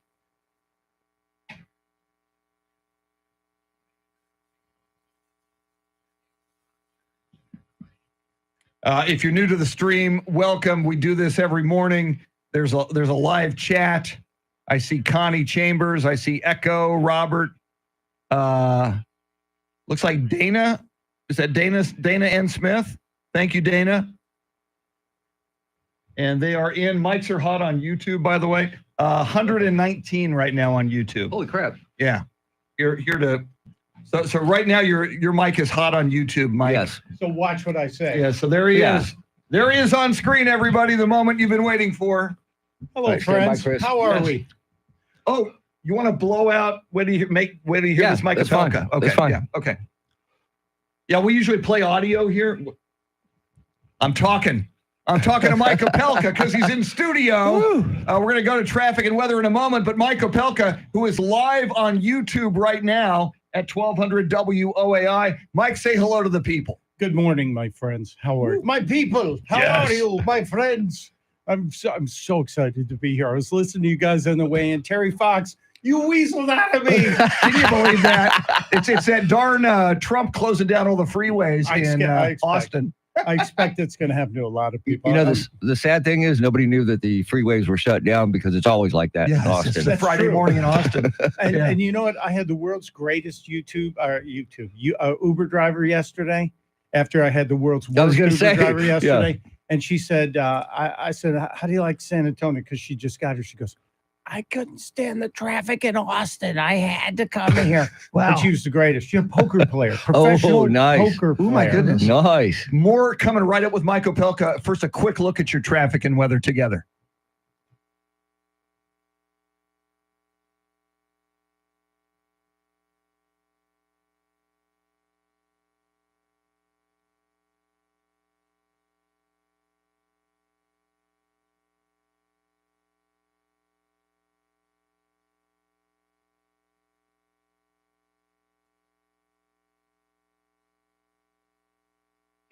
Partly cloudy, partly sunny today and tomorrow. Highs right around 90 degrees. Sunday, sunshine, near record high temperatures, highs 90. 69 degrees in Alamo Heights, 69 at the Snake Farm, and 68 right here in Stone Oak. WOEI News Time, 7-Eleven. That is Mr. T, Tim Merriman. Mike Opelka is in studio. I'm Chris Duell, and one of Mike's first acts was to invade Charity McCurdy's studio. Charity, did you say good morning to Mike Opelka? Oh, he got another hug. Let me tell you. Bonus hug. Stock it up. It's so awesome to have you in studio live, Mike. I hope you come to San Antonio more often. Do you think you will? I will do my damnedest. Okay. Especially if the hugs are included. Well, everybody there yesterday at Opelcon said, I hope you guys are doing this again next year. So I think you are almost obligated to make it an annual event now. Well, God willing, and I did write thank you notes to the handful of business cards I got yesterday nice. from the audience this morning. Cool. See, that's a lost I will art. be there. That's a lost art. It really is. Thank you is never a bad thing to use. Amen. And I got to tell you, I've been saying this all morning long, Mike. What blew me away, we talk to you every morning at 7:20. I love it because you're very informed. So we learn something every day, but you're also very entertaining. So that's part of the fun. But thank you. Your talk yesterday, while yes, it was about the election, it was about politics, but so much of what you had, the message you delivered to us was so inspiring. People walked out of there going, yeah, I want to do something more in my life. You inspired the heck out of people yesterday. Well, that's why we get together and gather. And I talked to the audience yesterday, and I mentioned wherever I am, wherever I'm speaking, whether it's radio, podcast, in person, you're part of my posse, because you need a posse and a purpose, and then you do things. And I rely on the posse. I rely on them to keep my purpose going. So one of my purposes is to get posses together and to maybe inspire people a little. So hopefully we did. And you got a lot of questions. We had listeners lining up to take the mic, to pick your brain, Mike. And was there any kind of questions, or did you notice a common theme or concern regarding the election from our listeners? Well, a lot of people were worried, Charity, about the outcome, like all of us, and the uncertainty, because we used to be able to rely on the media, the news media, to tell us the truth about what was going on and to do honest polling. And I think we lost that about 10 years ago, 8 years ago to be specific. And so the uncertainty, it fuels a lot of nervousness among the citizenry. And if we can fix that, if we can put integrity back in polling, and that starts with integrity in the media, I think we can assuage some of that nerves. What do you think it will take to get that done? A Trump landslide. No, honestly, if we see the polling deliver the results, or the results match the polling, I think that's the start. And then you have to we need a few mea culpas from people in the media, because right now they're mea culpable. They're not mea culpa. Well, I just came up with that. That's very good. Patent it. Copyright right now. Well, and you look at the polls, Mike, which seem to be razor thin at the moment, and Kamala Harris, who had a lead, that lead has been eroding day by day, week by week, the last few weeks. But I think back to 2016, I think Hillary had, a 6-point lead going into the election, and Donald Trump wins. By applying that mathematics, if it's razor thin right now, to me, it looks like a Donald Trump victory here is coming. Well, if we go back to it, the same day, election day polling, election week polling, we were told there's a 92% chance Hillary Clinton was going to win the election. That was, I think, the New York Times statement. And then we had yesterday, Trump, 91.2% chance of winning. So I went, yeah. deja vu. Yeah, and I just wonder if we're going to get the results on Election Day, Mike, because we're seeing record early voting turnout. So maybe that will increase the chances of us finding out sooner than we expect. Hope so, but Pennsylvania doesn't even get allowed to start counting votes till day of the election. So they've already told us, no, it's going to be 3 days, 4 days. My goodness. There you go. And Pennsylvania is so huge. Yep. Mike is in studio. You can see him right now on YouTube. On YouTube, go look for 1200 WOAI. He's going to be here the rest of the show until 9 o'clock. Randy Beamer is coming in. And coming up is our regular Mike Opelka segment. That should be fun. WOAI News Time, 7:16. And we're back. Mike, so we're talking to the folks. Yeah, mics are hot. Mics are still hot for YouTube. Yeah. If you ever want them off, if you ever want to say something really off color, just go like you this can and just say, we can take it. I'm going to talk about Beamer right now. Right. He's not Do it. here. Do it. Hey, teach them, come on.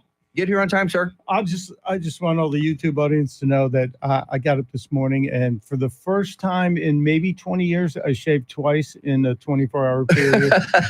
Wow. Yeah. You didn't have to shave to come in with us. For charity. Oh, okay. That makes sense. Yeah. So it's all for charity? Yeah, everything's for charity. Everything's for charity. I didn't want the razor burn to keep her from hugging me. So that's why she doesn't hug us, Chris. Maybe. Now we know. But once the beard gets long, it's softer, right? Yeah. Yeah. I've had some beards. Oh, I had one. It was down to here at one time. Serious beard recently. Yeah, but it was so much work. Oh, it is a lot of work. It's horrible, man. I used to go to a barber in New York. What I was doing. Really high-end barbers in New York who would sculpt that thing. Oh, that's what I was doing. For an hour. Yeah. Wow. Yeah. And then I have Puerto Rican friends who they actually have a template they put on their face. Yeah. And because I call it the Puerto Rican chin strap. I like that. All I my like Puerto that. Rican, they have that little. Yeah. What is that? It's like the Amish thing. Right. Exactly. Yeah, exactly. It's very funny. Well, I bought the oils and the, all that they stuff. get you, don't and they? yeah, got all that. And No, then, you need some beard oil. well, what got me was buy? we're at my sister's house, and it's like right around before Christmas, and I'm sitting in a chair eating a piece of pie, and my great nephew, who is the shyest kid in the world, just comes and climbs up on my lap and starts telling me what he wants for Christmas. And I thought to myself, okay, it's time. So the day after Christmas, I shaved it off. That's funny. Yeah. By the way, tying it back to Santa Claus, the general manager of North Star Mall was at Opelcon. Oh. And he came up and he went, "We have something in common." And I went, "What?" Yeah. You worked as Santa Claus at North Star Mall. Wow. He heard that story that we told years ago. Wow. And that was a long time daily ago. listener. Wow, because we used to do our Elf Louise Radiothon at North Star Mall. Yep. Now we do it here. Pax was doing it too. Yeah, we all do it. Eric Bowden, I'll have to send you the Stand by. group photo we took. He just sent him. So I'll Stand send by. this to you. Here we go. Thank you, Eric.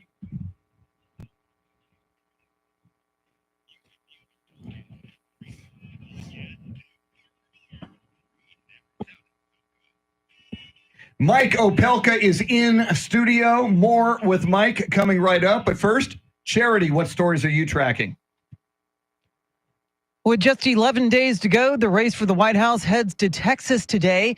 Early voting records continue to be shattered in Bexar County, and the San Antonio Fire Department has a new fire chief pending city council approval. We'll have details right now, traffic and weather.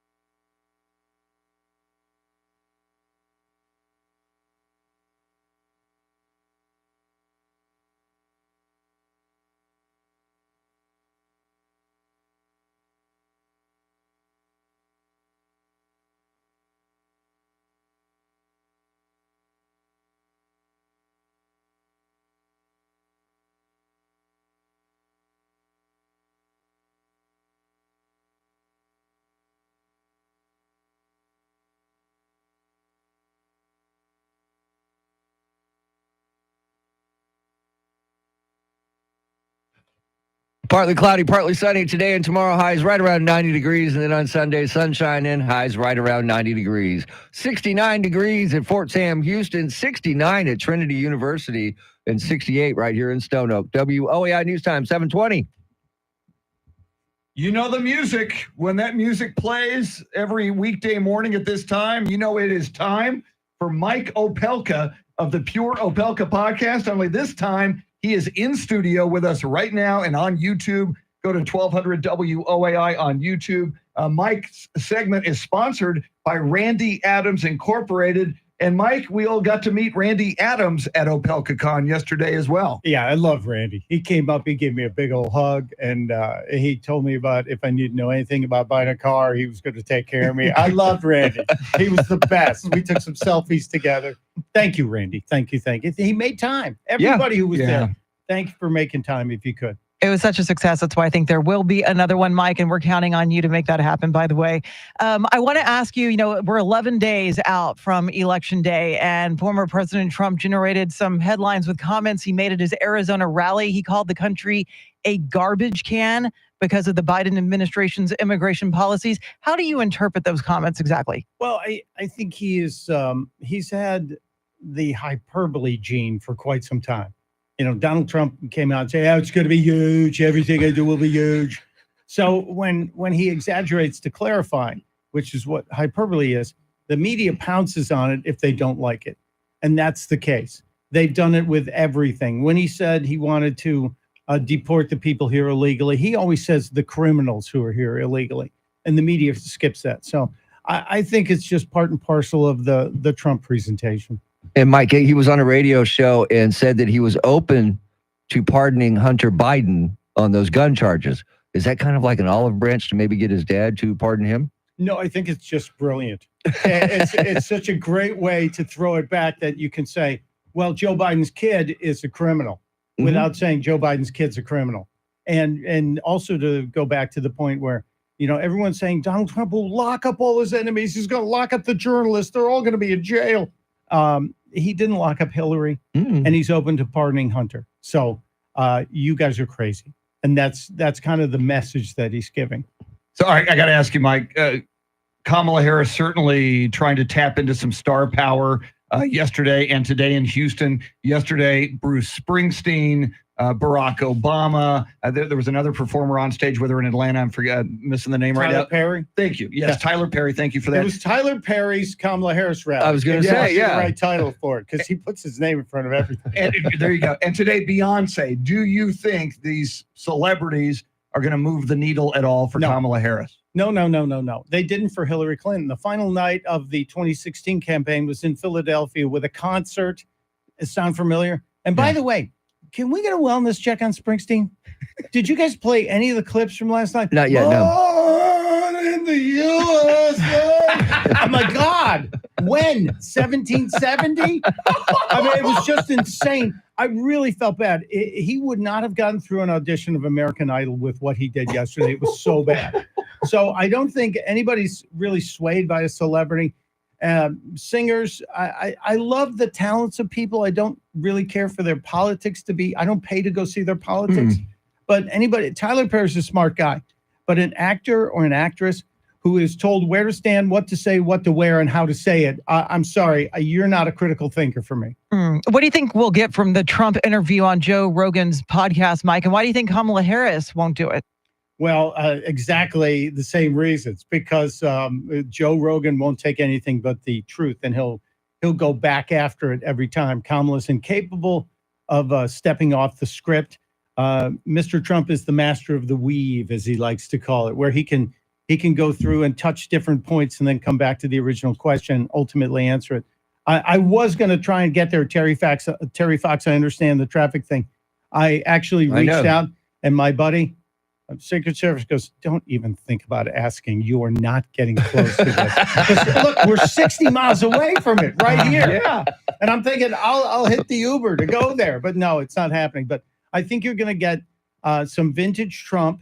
And I also think it's a safer space for Trump than it is for Kamala, because Rogan is more akin to Trump thinking than he is to Harris's. And he's got a great audience for Trump. Yeah, massive audience. Yeah, young male. Yeah. And he needs that. Can you imagine the numbers on this? We thought the Elon Musk was massive. This is going to break every record. I got to ask you about this. A charity was reporting this morning, Mike, on a poll of Americans, Republicans, and Democrats. 2 of 3 voters in that poll see violence as either very likely or somewhat likely in the aftermath of this election? What is your expectation for violence as a result of this? It's minimal, because I really do believe we, the people, are better than that. And there may be small factions that will jump up and do it, but it is we, the people, who will ultimately stand up and go, you told us you want us to respect the results of the election, and we will, because I think it's going to be the right result. Just my thought. All right, more with Mike Opelka coming up. In fact, we're going to also check in with national correspondent Rory O'Neill out on the campaign trail as well. Mike will be in studio until 9 o'clock. You can see him live right now on YouTube at 1200 WOAI. Randy Beamer on the way in. And the cops are here. John, the police are here for Mike Opelka as well. Hey, Mike, can you hold this for me? What happens? Come on in. Officer John coming on in. WOAI News Time, 726.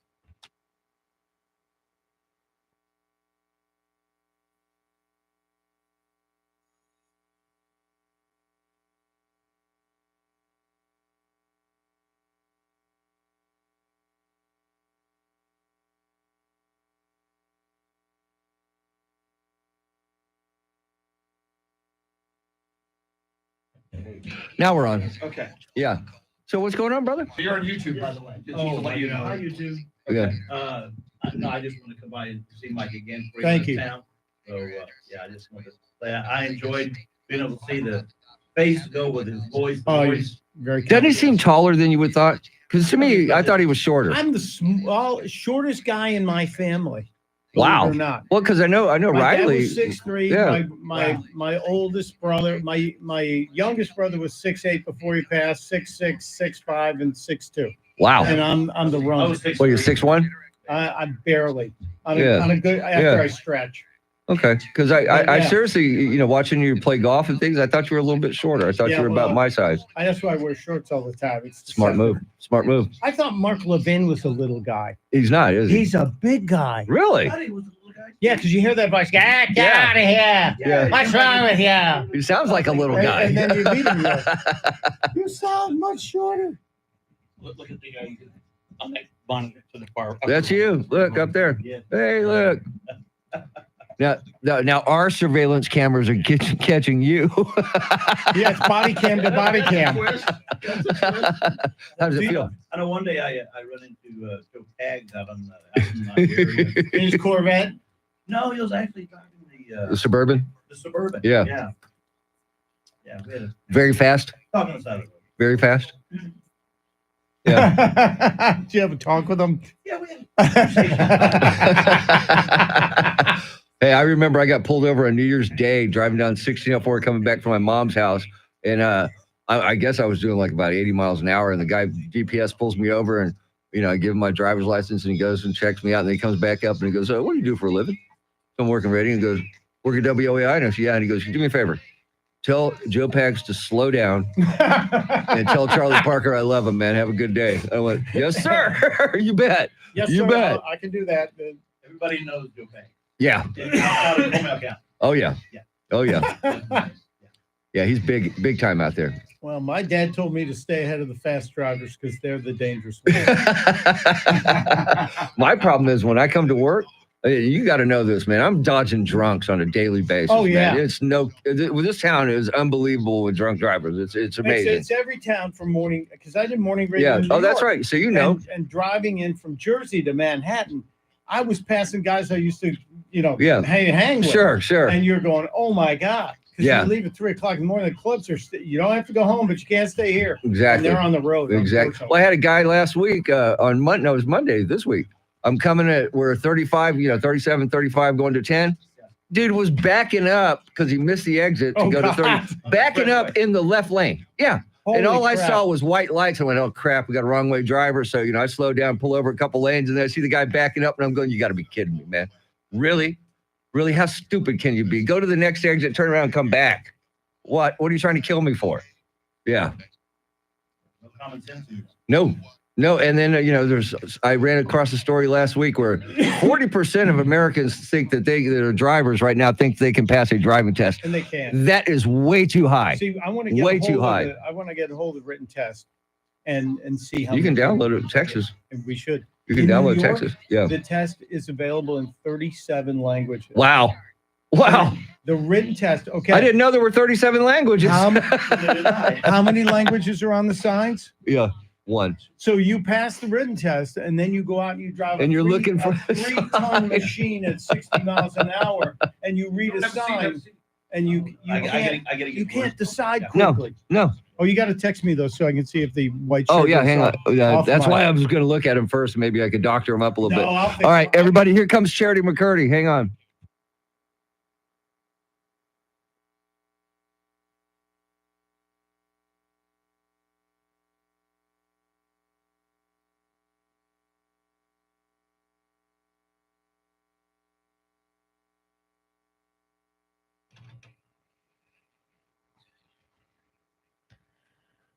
.31 is our time. San Antonio's first news. It is Friday. Good morning. I'm Charity McCurdy. Among our top stories, the presidential race shifts to Texas today, and a new fire chief has been named in San Antonio. We'll have details, first traffic and weather together every 10 minutes mornings.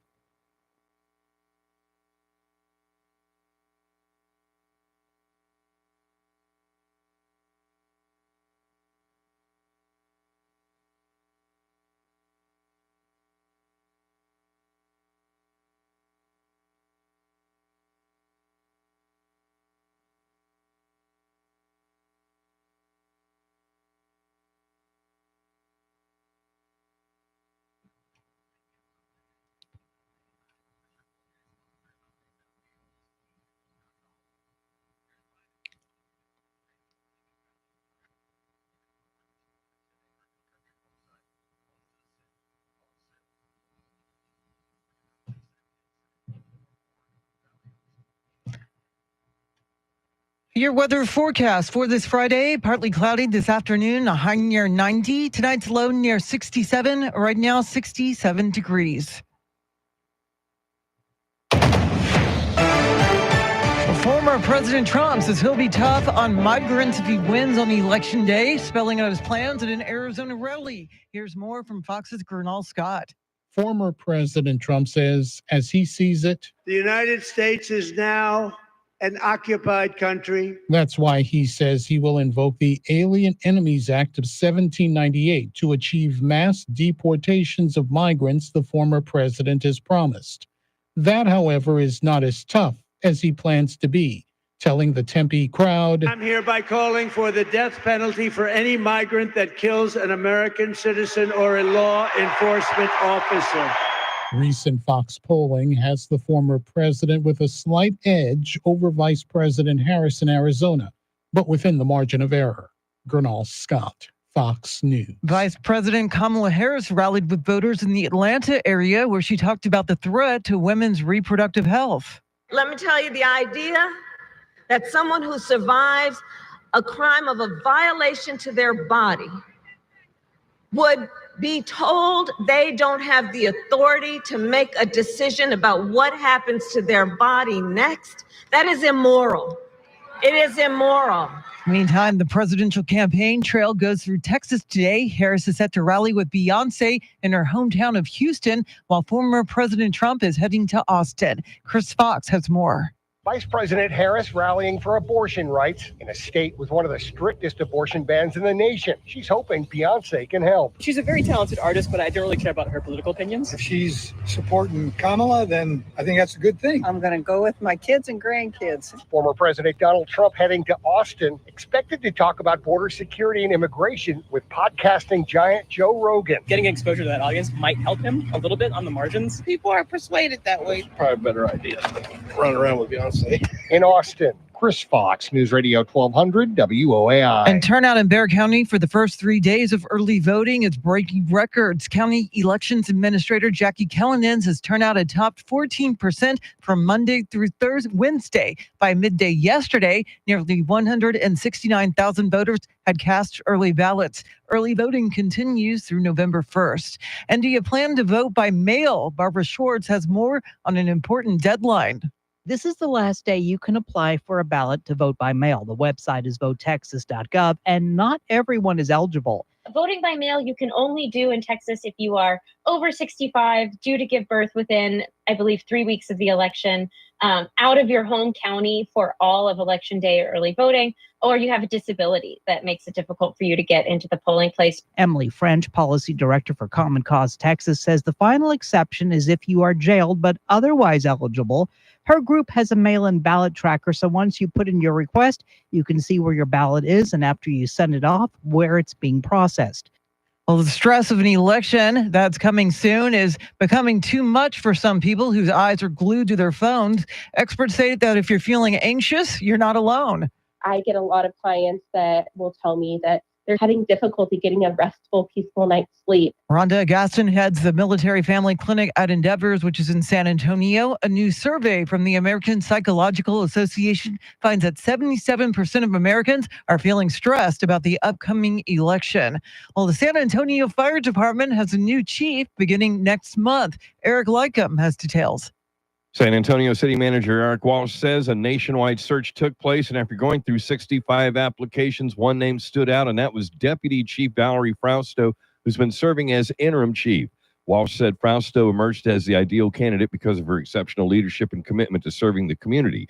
Frausto is a San Antonio native and has been with SAFD since 2000. She'll be the first woman to lead the department. Despite a blackmail attempt by a former firefighters union president, her first day on the job will be November 1st. Frausto replaces Charles Hood, who was forced out earlier this year for making vulgar comments about women and others. Eric Lycum, News Radio 1200 WOAI. Luka Doncic and the Mavs knocked off Victor Wembanyama and the Spurs in the season opener for both squads. Dallas down San Antonio 120-109 in a Southwest Division showdown at the American Airlines Center. Here's Coach Pop. Too many turnovers, obviously, but I think we were ahead at half, as a matter of fact, which, kind of surprised me with all the I think we had 12 turnovers in the first half. So it was sloppy, but the effort was there all night. Wemby had 17 points, 9 boards, and 1 block in the losing effort. Up next, the Spurs host the Rockets tomorrow night, and you can catch all the action right here. It is 7:37. Traffic and weather together in a minute, but first, a check of your money in the world of business. Scott Carr is live at the Bloomberg News Desk.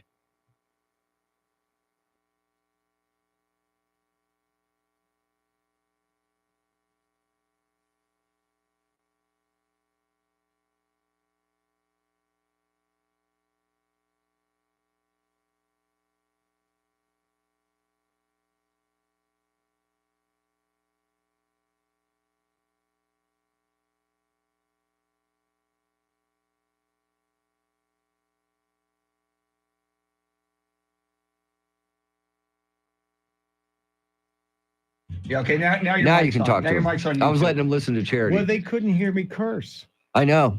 Damn it. We were just talking about the difference of life among morning normal shows, people like yourselves and people who work in morning radio. We are not normal. We don't have a normal schedule. And after 30 plus years of getting up and doing mornings, I can't sleep on the weekends. Yeah. That's why I always get that first tea time. I don't set an alarm on the weekends, and I find myself waking up at 3 in the morning. And my poor wife goes, "Can you ever sleep in?" No. That is sleeping in. Yeah. Are you kidding me? I live an hour away, so my alarm goes off at 1:30 in the morning. And the Texas expression was, "You're burning daylight." Yeah. Why are you burning daylight?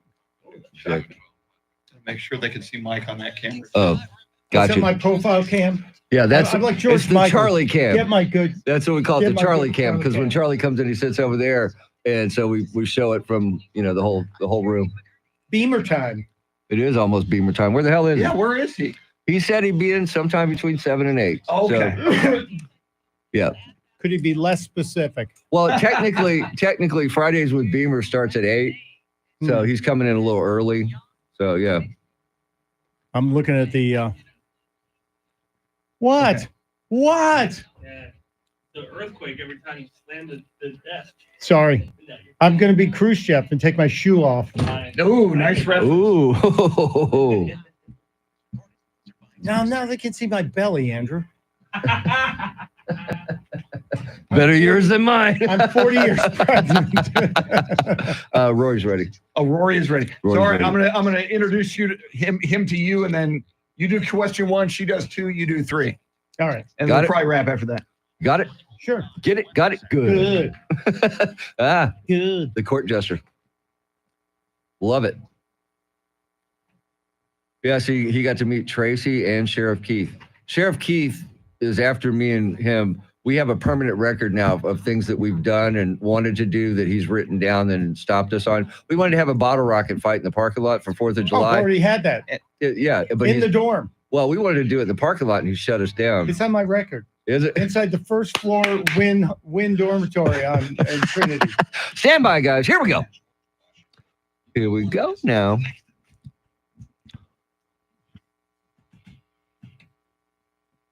San Antonio's first news. Special guest Mike Opelka in studio. Randy Beamer on his way in. And a big part of our Election Central coverage is national correspondent Rory O'Neill. Rory, welcome in, and want to introduce you to our good friend, Mr. Mike Opelka. Good morning, Mike, Rory. happy Friday. Friday-luya is the correct terminology here, Rory. But I have two quick questions for you. The first one's very easy. Kilmeade, I hear he cuts the line at the Fox cafeteria all the time. That doesn't surprise me at all. Yeah, Okay, good. Also probably likes the Jell-O too, I'm sure. Yeah, but he brings his own whipped cream. And I don't want to know why he carries it with him. Big numbers of votes already been cast in this election, both our early voting and mail-in voting. And people have made up their minds. Are you seeing any concern over the no party affiliation votes versus the huge numbers of Republicans and Democrats that have already voted?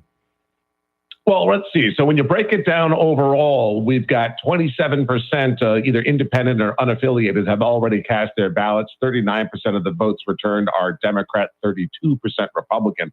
That's actually a pretty high number for Republicans, who normally are known for turning out on election day and not so much during this early voting period. But that's something that's been changing these past two elections. So I think that, honestly, I think people are voting because they want this election to end. And maybe it's their own little way of saying, if I vote now, at least it's sort of over and I don't have to pay attention and I can tune it all out. Plus, if you vote early, they'll take you off those lists for the emails and the texts and the phone calls and everything else. So that's another good reason to vote early. And Rory, does the undecided voter category dominate a certain demographic, or is it pretty much across the board? I've been seeing it pretty much across the board. You know, what's interesting, though, is the gender turnout so far. Voting early, women are outvoting men much more this time around, 54 to 46 for voting early. So that may be significant because we know that there is a big gender gap in this election with a lot more women supporting Kamala Harris. We've seen Donald Trump try to do outreach to get to outreach programs to try to encourage more women to vote for him, at least to try to narrow that gap, because really the micro-targeting campaigning we're seeing is pretty incredible. It is amazing to me. One last question, Rory. Do you anticipate that we will know who is going to win this election before we go to bed on November 5th? Oh, gosh, no. Well, wait, I didn't let you. What date were you talking about? I'm sorry, I said November 15th. I think we should know by, like the last time, we'll probably know by the weekend because of Pennsylvania. They're not allowed to count the absentee ballots until election day. So because of that, they can't even open the envelopes there. So, and because Pennsylvania is a key swing state and could decide this whole thing, it may be that we have to wait on Pennsylvania again. Our thanks to national correspondent Rory O'Neill, who is and will continue to be a big part of our Election Central coverage, now just 11 days away. And Mike, when we reconvene on Monday, we're going to be down to 8 days, single digits, until this election takes place. Yeah, it's crazy. And technically 7 days and a handful of hours, you know, because it depends on how you count. You're one of them. Yeah, Christmas Eve, Christmas Day. I'm working on, I would like to do a national election reveal party, like a gender reveal. Ooh, nice. Where we have either a huge red explosion that goes into the air or a blue explosion. And I would like to host this on the National Mall. So, I mock the gender reveal parties all the time, but I think we should do an election reveal party. I love it. What could possibly go wrong, Mike? Those gender reveal parties often go wrong. I could That's just see. the fun of it. Which is exactly why I want this, Charity. Pyrotechnics, boys, and elections. What Okay. could possibly Throwing go some wrong? alcohol and I'm in. Glass bottles exploding. Okay. Yes. He is in studio. He's going to be with us till 9. He's on YouTube as well. Go to YouTube, look for 1200 WOAI. You will see Mike Opelka. He's here right now. And Randy Beamer on the way in. The show just keeps getting bigger. Stick around. WOAI News Time, 7:45.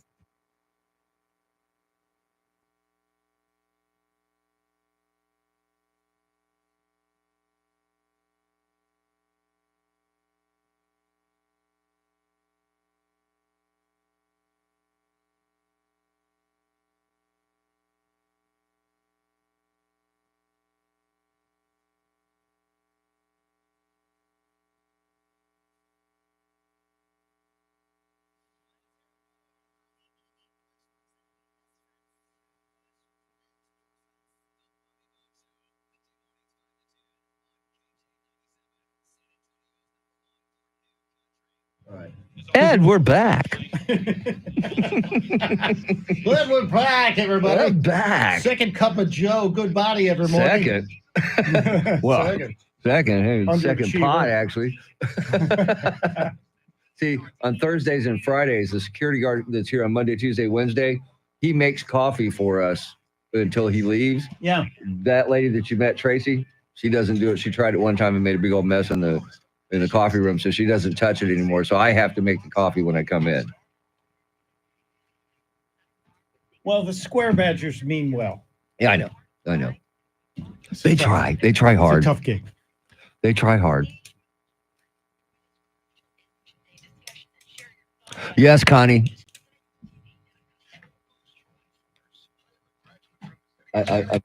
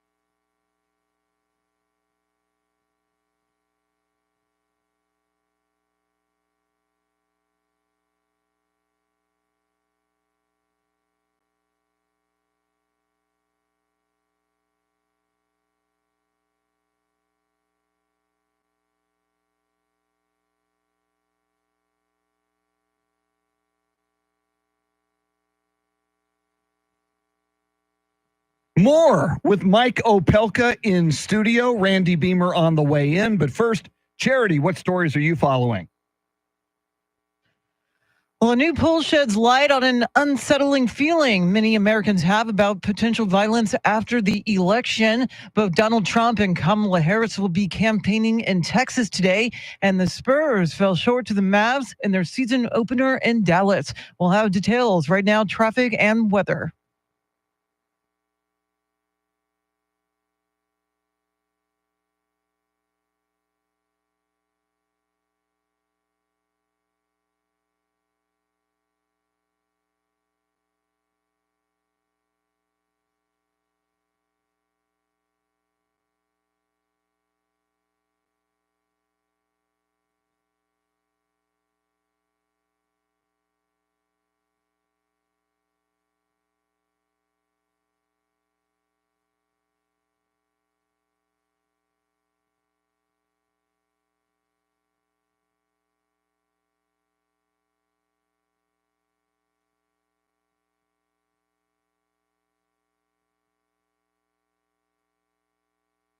Partly cloudy, partly sunny today, and tomorrow highs right around 90 degrees. Sunday, sunshine and hot, highs right around 90. 69 degrees in Monte Vista, 69 at Randolph Air Force Base, and 68 right here in Stone Oak. WOAI News Time, 7:50. San Antonio's first news, special in-studio guest Mike Opelka.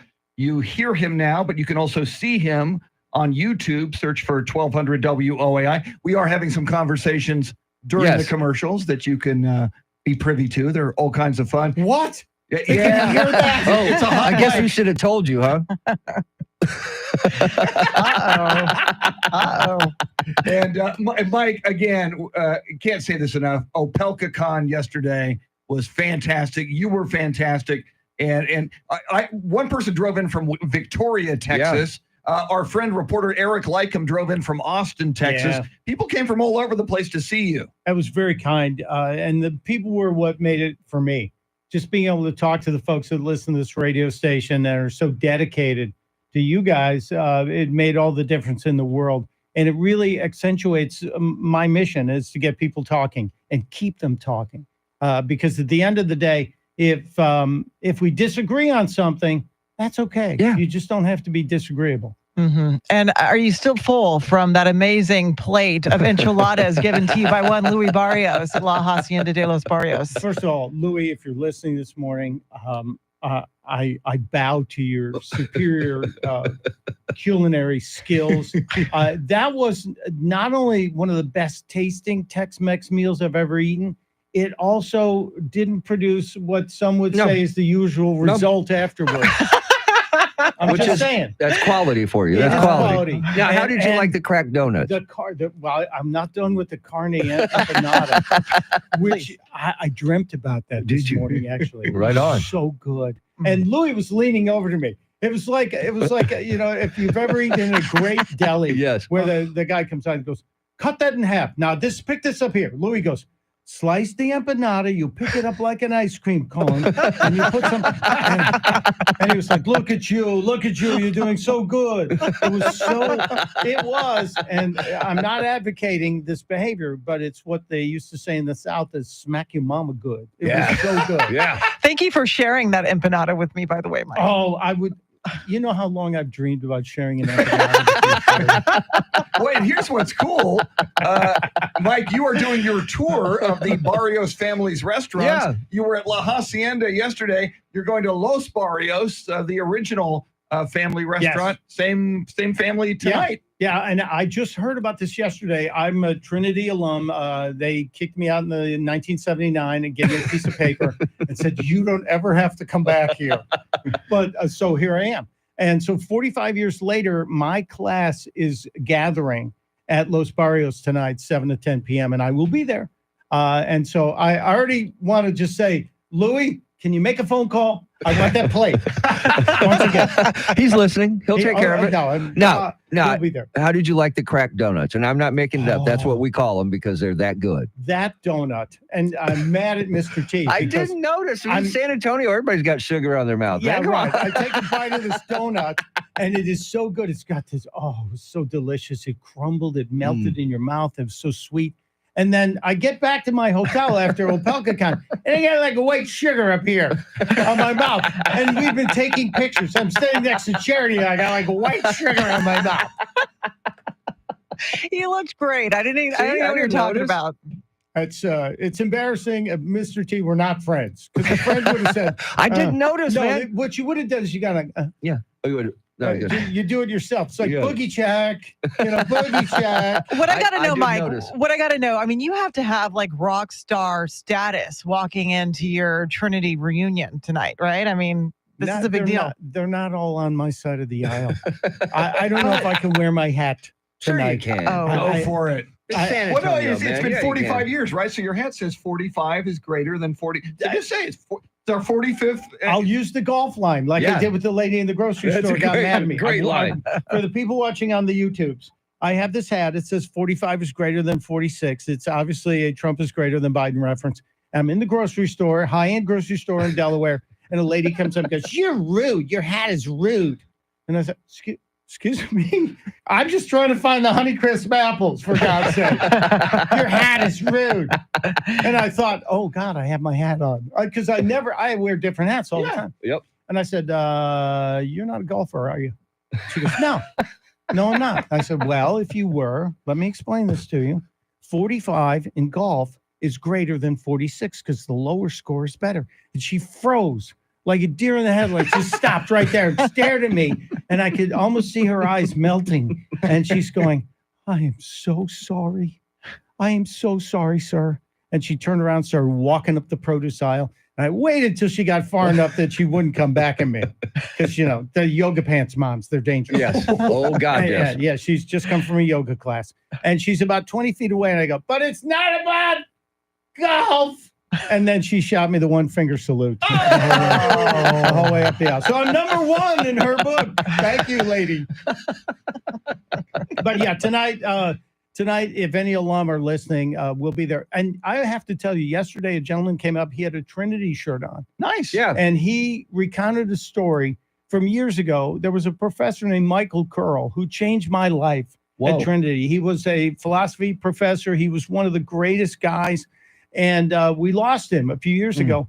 And Charlie let me do a tribute to him on the air. Yeah. And somebody at Trinity heard it. You guys sent them a copy, and they've been playing it. It was me. Wow. I sent them the copy because they asked for it. They have been such great appreciators of that act. And they can't thank you enough. And this guy came up and shared that story. That guy that came up to you with the Trinity University, he's one of our elves in the Elf Louise Radiothon. He's one of them. Jerry's his name, and he's a great guy. He is an absolute great guy. And he was, I think he said he had one of the last conversations with Dr. my God. before he passed. Whoa. And so I was almost in tears yesterday. It was such a great day yesterday. It was. We have another hour of Mike Opelka. Do not go anywhere. Randy Beamer is on the way in. During the breaks as well, we're on YouTube, so you can hang out and you've got a chat in there, and you'll hear from Mike and Mr. T, myself, Randy Beamer, and Charity with the news coming up. This is not vodka. This is actually Purell. It's gin. He is not drinking vodka. It's gin. As far as you know, at 7:58 in the morning. More coming up. Charity's got all the stories you need to know about in a flash. WOAI News Time, 7:58.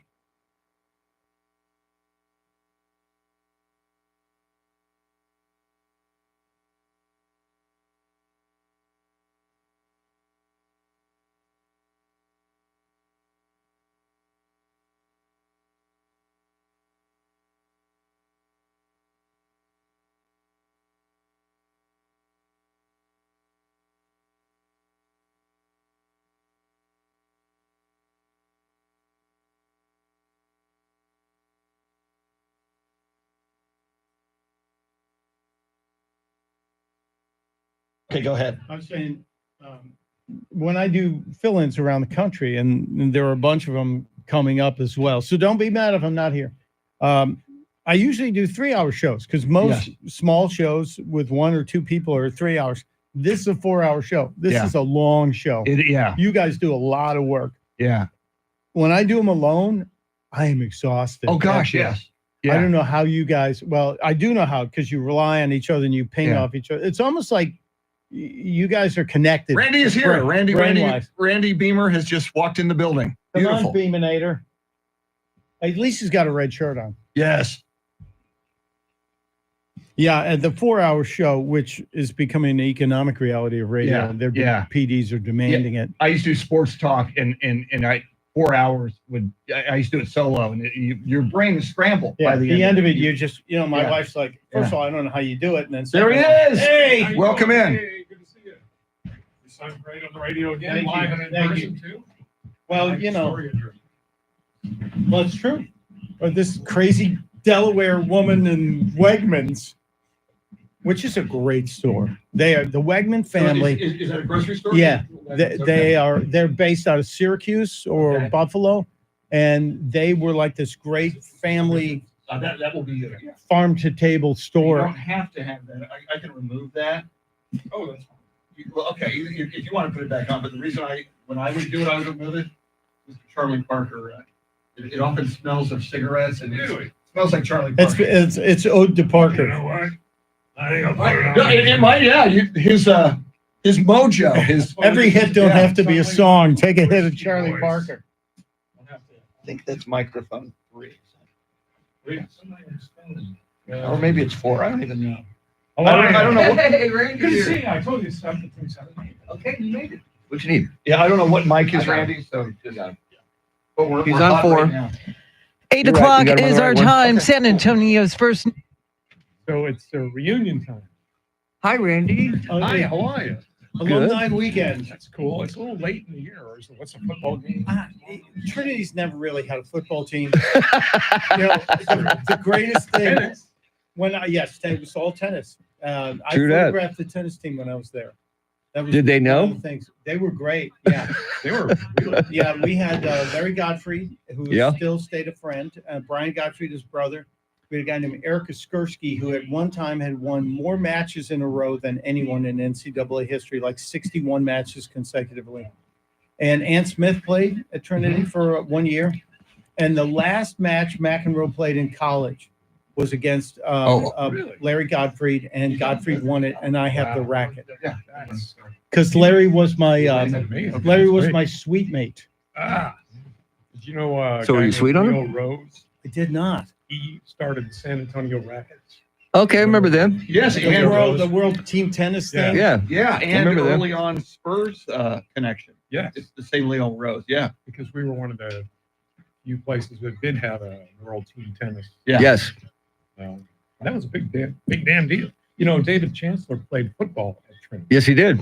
Yes, he did. There is a Quarterback. football team. Yes, Yeah. but we used to play the University of Mexico, Mexico City. Right. And the greatest thing about them was every year their uniforms would be the uniform of last year's NCAA champions. Oh, nice. So, Nice. so they Hand me would, down. like Yeah. the Longhorns, Right. the Texas would win, and next year Mexico would come to town. And they'd have They'd be the Longhorns. That's It was the greatest thing. That's And funny. We had one guy who played from our dorm, played for Oh, Trinity very named, cool.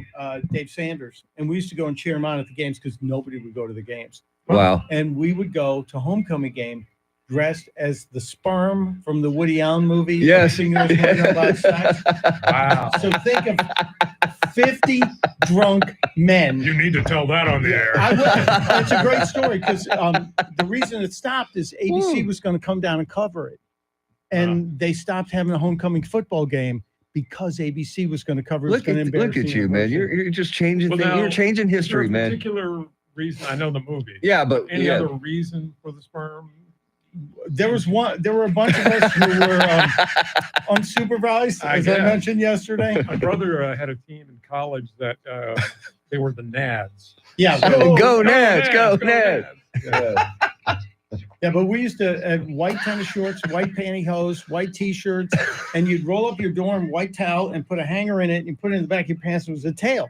So we'd run out we'd march from our dorm to the stadium, and we'd all be there in the room, and we'd all be chanting for Dave, you know, and it became. Did you have a special sperm chant? No, it was Yeah, exactly. Come on, guys! Come on, guys! Come on. Come on. Come on. And then the cervix. And the Yeah. it became so big. There were 8 women who dressed as ovum, and they would. and at halftime, we chased them around the field. Wow, that is great. And the university, when it started getting like seriously You credible, still graduated from there? I was the vice president of students my senior year. Sounded like an Animal House.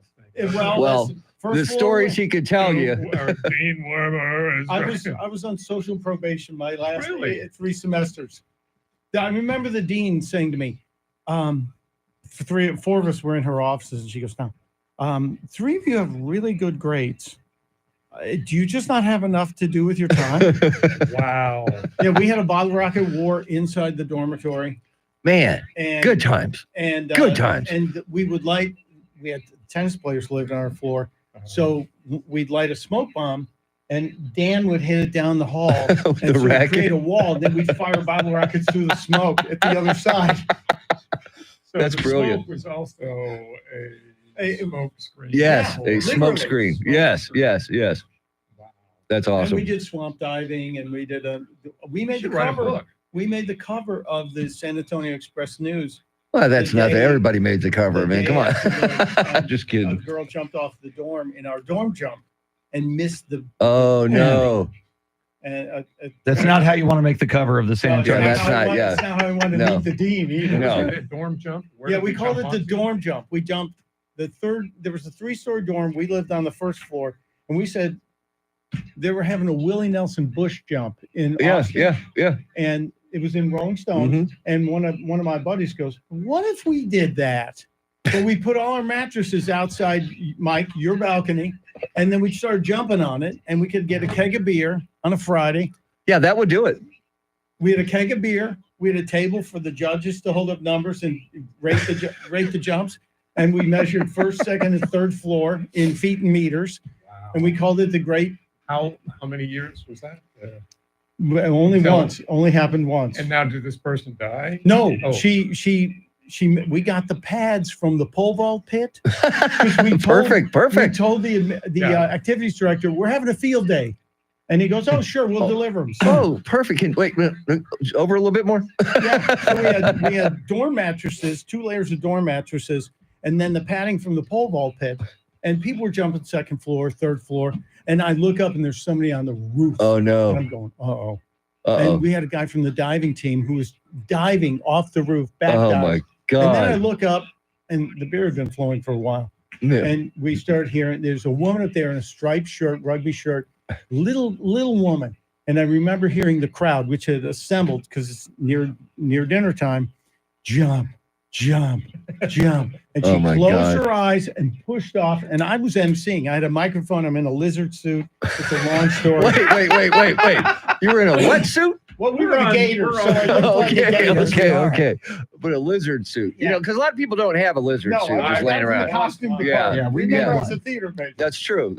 And they said, because I don't remember it. I remember going, oh God, I dropped the mic. We all rushed. There's still pictures of this. I have pictures of it. Oh, cool. Of us trying to push her towards the padding. She landed on one dorm mattress on the sidewalk. My God. And I remember she went. God. Oh dear God, we've killed someone. Oh no. They took an ambulance showed up on her back, on her butt. Oh my God. All she had was a bruised butt. No, she cracked it. She didn't break it. She cracked it. Did she? Her butt, yeah. Come on, dude. That's like the oldest joke in the world, man. Wow. No, she didn't break it. She just cracked it. So that was like. Was that in 79? No, that's the year before. They let us stay. I was going to say, wait a minute. You made it to 79? 77. Were you I was a junior. Frat guy? No, we were a low status consensus organization known as the Gators. Okay. Officer, come on in. He just left. He just left. We had a cop here. He just left. Yeah, Officer John came in. The lizards are exempted. That was a Friday.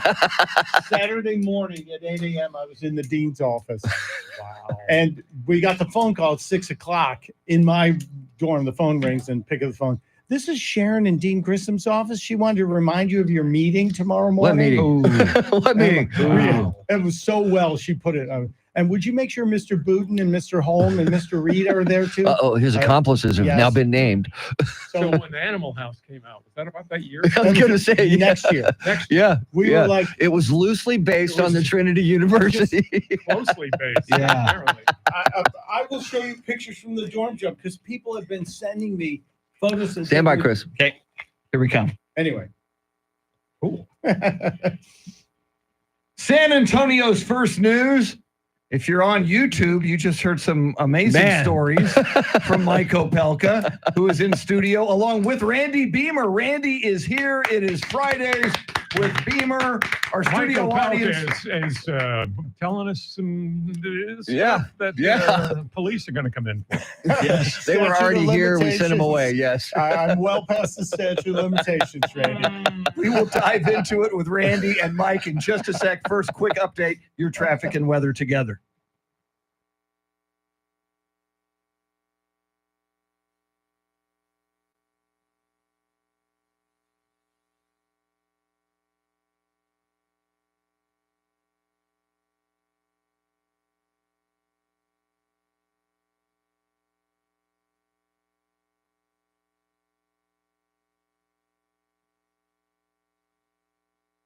Partly cloudy today and tomorrow.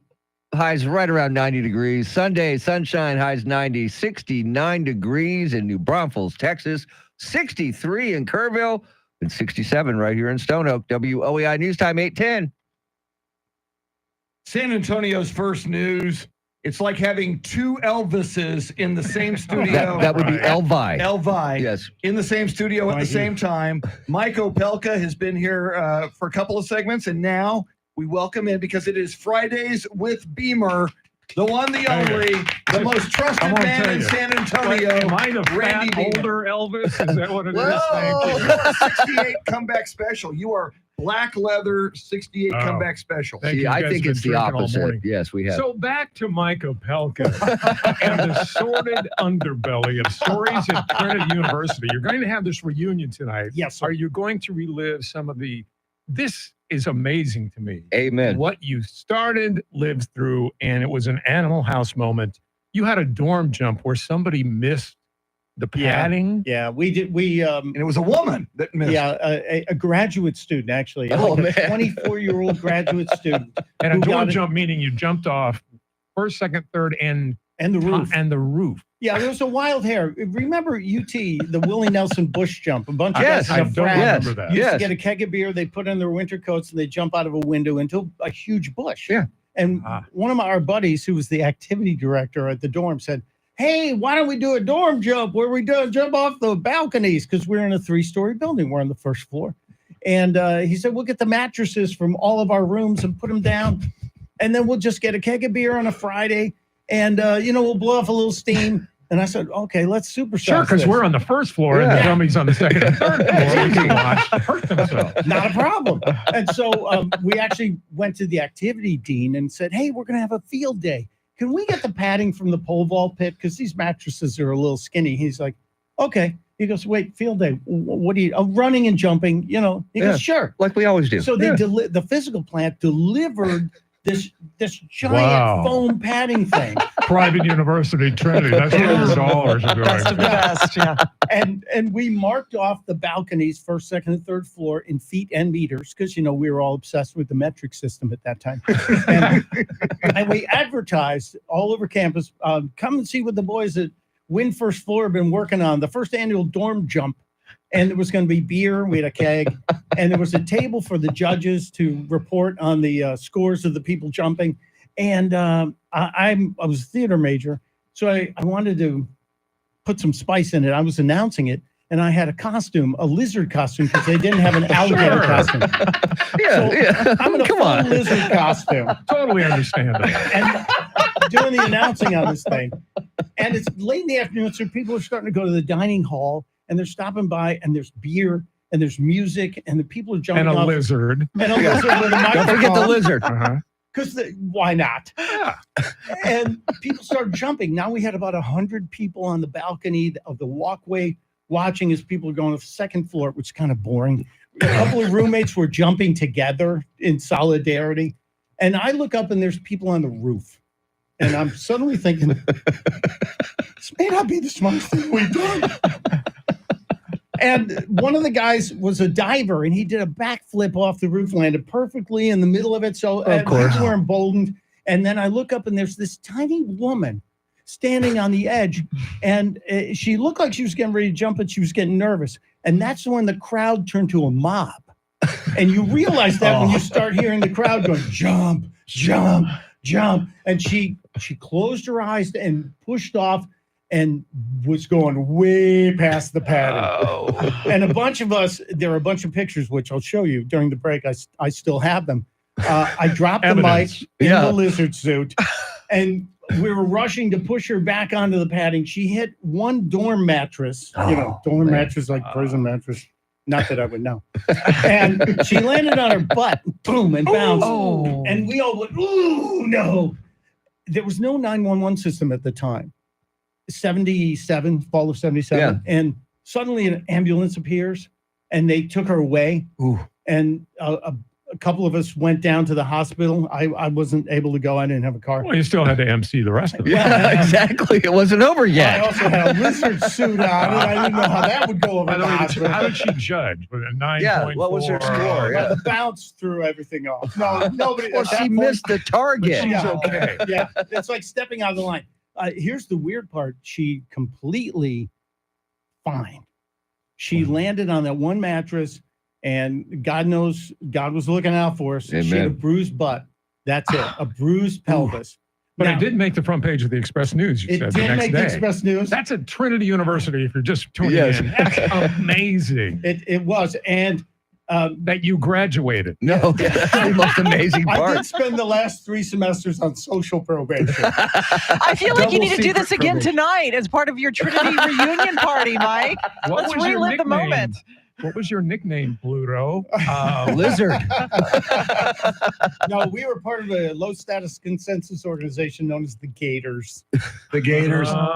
More coming up with Mike Opelka and Randy Beamer in studio. If you want to be privy to the conversation coming during the break, go to YouTube at 1200 WOAI and be very afraid. WOAI News Time, 8:16. And we're back. So now from there, Yeah. Wow. what did you do after you graduated? Or what did you want to do after you graduated? That was Jump off a obviously higher off limits building. to you, Honest man. to God, I had no idea. Yeah. But What was your major? Theater? I have a degree in theater and another one in mass communications with radio and perfect. television. Perfect. So one of my buddies who's a big doctor in Austin, we wanted to go see every Major League Baseball park. It's one of my dreams, man. So we planned a month-long Greyhound bus tour, and we mapped it out to go to every Major League Baseball park. And we bought the 1-month ticket for $199 on the dog. Hell yeah. We left Dallas on the morning of like August 5th. And Steve looked at me as we were pulling out of the bus station. He goes, "You really want to go to all these baseball games?" I go, "Not really." He goes, "I thought you did."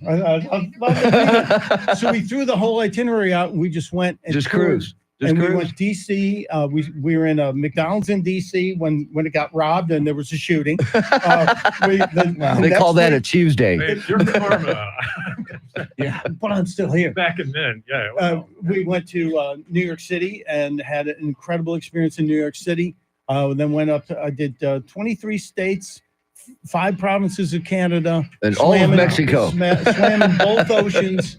And Nice. and Cool. That's very was cool. The bus That's trip. very And cool. the bus trip has a diary. We were in the United Nations the day the Palestinian proposition God. was presented in the General Assembly. I have my ticket. It's like Forrest Gump. Wow. Yeah, He that just is very shows up at Forrest every Gump-like. all I these met, I historical met Red things. Skelton on the street of New York, walking to Radio City to rehearsal, and he walked for 2 blocks going, "Hey, come on, walk with me." Oh, Hey, that's make cool, God man. bless. That's cool. So yeah, it was just the most random and wonderful thing. We were on the set of the Blues Brothers. We came up out of a In Chicago? underground. We landed in Chicago, came up out of the bus station, and they're shooting that mass scene. Oh yeah. In downtown Yeah. Chicago by the Picasso. We're in the crowd. Oh man. Amazing. I'm gonna have to look for you next time I can't watch see it. me, Oh but we're crap. not. Steve Booten and I, Dr. Steve Booten of Austin, Wow. Texas. Wow. Like No, I have well, I have an NDA with the Blaze that will make one chapter just all blank pages. It's called Escape from Beckistan. When I work with Glenn Beck, That would be awesome. because Glenn Beck was the best man at my wedding, Wow. and I have 4 brothers. So Wow. we were that close. Wow. Wow. Wow. Glenn Beck and I talked our way into the Vatican Christmas Eve midnight mass. But you in didn't have a 1989. tie. Didn't have a tie on. And my dad saw it on TV. That's cool. My life has been just crazy That is amazing. with no plan. So now that we're on, I won't ask you about the empty pages. No, it's okay. That It's an sounds- NDA. That sounds like a great book. Amen. I used to stay whenever I go to I worked at the Blaze for 6.5 years. I had 3,000 articles, hosted for Beck on his show several times. And then it just all fell apart. But Stand by. Stay at the Okay. house. I was Cato Kalin.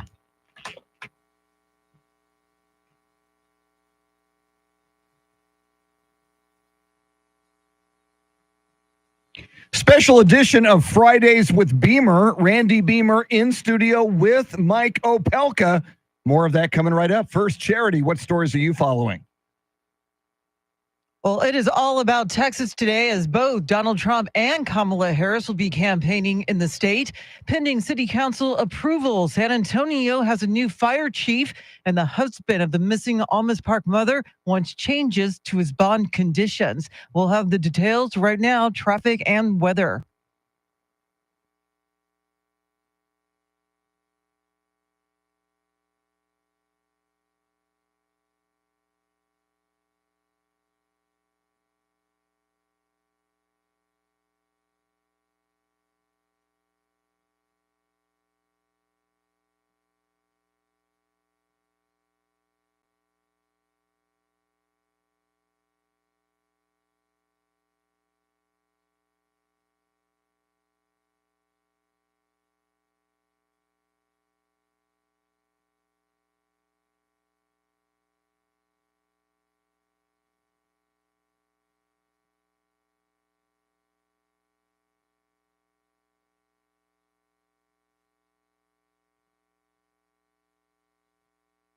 Partly cloudy, partly sunny today and tomorrow, highs 90 both days, and then on Sunday, sunshine and highs 90. It is 69 degrees at the Snake Farm, 68 in China Grove, and 68 right here in Stone Oak. WOEI News Time, 7:21 or 8:21. San Antonio's first news. It is Fridays with Beamer. We hang out with Randy Beamer on Fridays. He is in studio with Mike Opelka. And breaking Randy Beamer news. Randy, you just revealed you will be at the concert tonight at the Alamo Dome. Billy Joel and Sting. As and apparently will you. But you are going to do it. You're going to come out for the encore and sing "Still Rock and Roll to Me" with Billy. Some of the older hits. Charity, you going to be there? I wish. I don't have much of a nightlife these days, Beamer. You know, with the kiddos, they want to be in bed by 8:30. And we talked about this last time. I know. But I'm not supposed to bring it up because my mom said, lay off at Charity. You too hard on her. So now, anybody else going? Mike Opelka, are you going? I have friends who are going, and I'm seeing if there are any reasonably priced tickets available because I would like to sing "We Did Start the Fire." Okay. I was in here last couple of weeks. I did therapy with Charity. Yes. And I feel like we need to do it with Mike Opelka. How about group he therapy? Has shed this conservative image that he had and just blown it up with all these stories from Trinity University and then passed it. Oh my goodness. He's showing us a picture of him apparently as Jesus in his college days with looks like Serpico. Long hair and the long Right. Jesus beard. Serpico. Yeah. He looks like Yes. Serpico. I couldn't afford a haircut. Did you really have a change? Because it seems like you were the free spirit theater type at Trinity, and then somehow let me translate for you, Randy. Did you hit your head when you jumped off the roof? No, I didn't jump. I didn't want to say it that way. True to I know. form, one of the instigators, I never jumped. Oh, smart man. I was out there. Come on, everybody. I was Jim Jones, if you will. Jim Jones in a lizard costume. Yeah. How does a theater guy get to a podcast? You know, you're wearing a 45 is greater than 46 red hat. I will tell you honestly, I've always been kind of conservative in my thinking. I have critical thinking, but I love to laugh, and there's a lot of laughter in both sides of the world. And the thing that changed me, took me out of the wacky morning zoos that I was a part of for 20 years in New York City, was 9/11. And when I had a front row seat, we were on the air. I have photos of the second plane banking in that I never realized I had because we were just trying to cover what the heck was going on. And I lost 3 neighbors that day, and a friend who was also a doorman who worked in security in the building. So 9/11 was one of my pivot points. And I said, let's, we can still have fun, but let's see if we can make sure this thing stays alive for another 200 plus years. Were you as political when you were doing, you said morning zoo kind of stuff, or you were just like general entertainment, morning zoo radio? Hey, everybody. It was, good morning, every morning. Yeah, I wrote parody songs for everybody from Elton John, Sting, everything, and comedy bits. The Bee Gees sang one of my songs. Really? Yeah. So every time a superstar guest would come into the Wacky Morning Zoo, the host, a guy named Scott Shannon, would go, write me a parody. So we'd write a parody. So the Bee Gees are going to be here tomorrow. We need something. Waking you up in the zoo on Broadway. And they did it. And that was the amazing thing that they would go, yeah, sure, we'll do that. Elton John did it. Elton John's in the studio. And Shanna goes, is there any song you don't want to sing in concert anymore? He goes, oh, God, Crocodile Rock. And guess what song we had written a parody to? And Shannon goes, well, you better start rewriting, Mike. And Elton goes, what? And he said, we wrote a parody song to Crocodile Rock called Crockazoo Rocket. Well, I'll do it for you. So he did it. Cool. So I had a wonderful career in wacky morning radio. And then 9/11 happened, and we pivoted, and then I was at the Blaze for 6.5 years, and now here we are. Wow. Panning but for you're gold. the same guy. It never changed. You don't miss the Morning Zoo stuff? You ever write any parody stuff? Constantly, yes. We do a Trump train. I sent you the Trump train. We did, remember the OJ's Love Train? We did Trump Train. Get on board, Trump Train. And I do parodies every week. Disco. You were in the disco era. Right? But I also I think I made the first Disco Sucks shirt. Thank you. By the way, thank you. Quick break. More coming up. Fridays with Beamer, more with Randy Beamer and Mike Opelka in studio. You want to see what's going on during the break? Go to YouTube. Look for 1200 WOAI. We are live charity with everything you need to know on this Friday morning. Then we come right back at you. WOAI News Time 826. I was a disco bartender. Where? Here? Des Moines, Iowa. Oh, I was going to say. Uncle Sam's. It was a place. Of course it was. In 77 or 78. I was 18. Blame it on me. And in college. Blame it on me. I forgot. And so we had a John Travolta disco dance-like contest. I know. I remember it when I found a shirt that I had the other day. I forgot. It was a small. I got that. Oh my God. Polo shirt. It's like, that's it. And I showed my kids, Dad, how did you get into that? Like, I don't know. But that was a whole different era. It was a completely different era. I had forgotten about it. Bring up Deb, he has an NDA and can't tell us why he's not on back anymore. Sorry. When was that picture? That was 77. This is me in like 78 or 79. I was vice president of students. That's amazing. With a 70s porn stash. Randy had that. And honestly, when he shaved his off on TV when he came on, I didn't trust him anymore. I don't know what it was. I didn't stray as far from the apes as everybody else. I was a very hairy dude. Could grow a beard in a minute. So can I. I mean, I agree. Yeah, nobody. There was so much apathy. Dwayne Martin was an old friend and a roommate. He was a South African guy. And he said, Michael, would you run with me? Would you be my vice president? I need your votes, your people's votes. So I ran, and on the night of the election, I actually got more votes than he did. And I might have been drinking when they were announcing the results, and I stood up at the event and went, I have more votes. Am I the president? That makes sense. And he goes, sit down. Sit down. The Electoral College says they no. They tried to throw me out. Did they? So you're focused on security and traffic.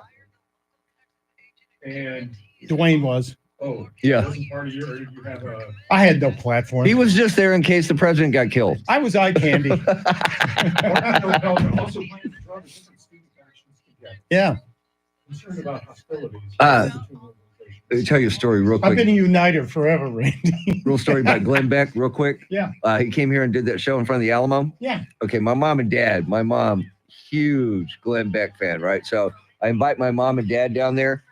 Ted Nugent plays the national anthem. Yeah. Ted Nugent comes to our tent, and my mom, I love Ted Nugent, so I introduced her to Ted Nugent, and then when Ted leaves, I said, Mom, it's funny because you hated him when I was in high school.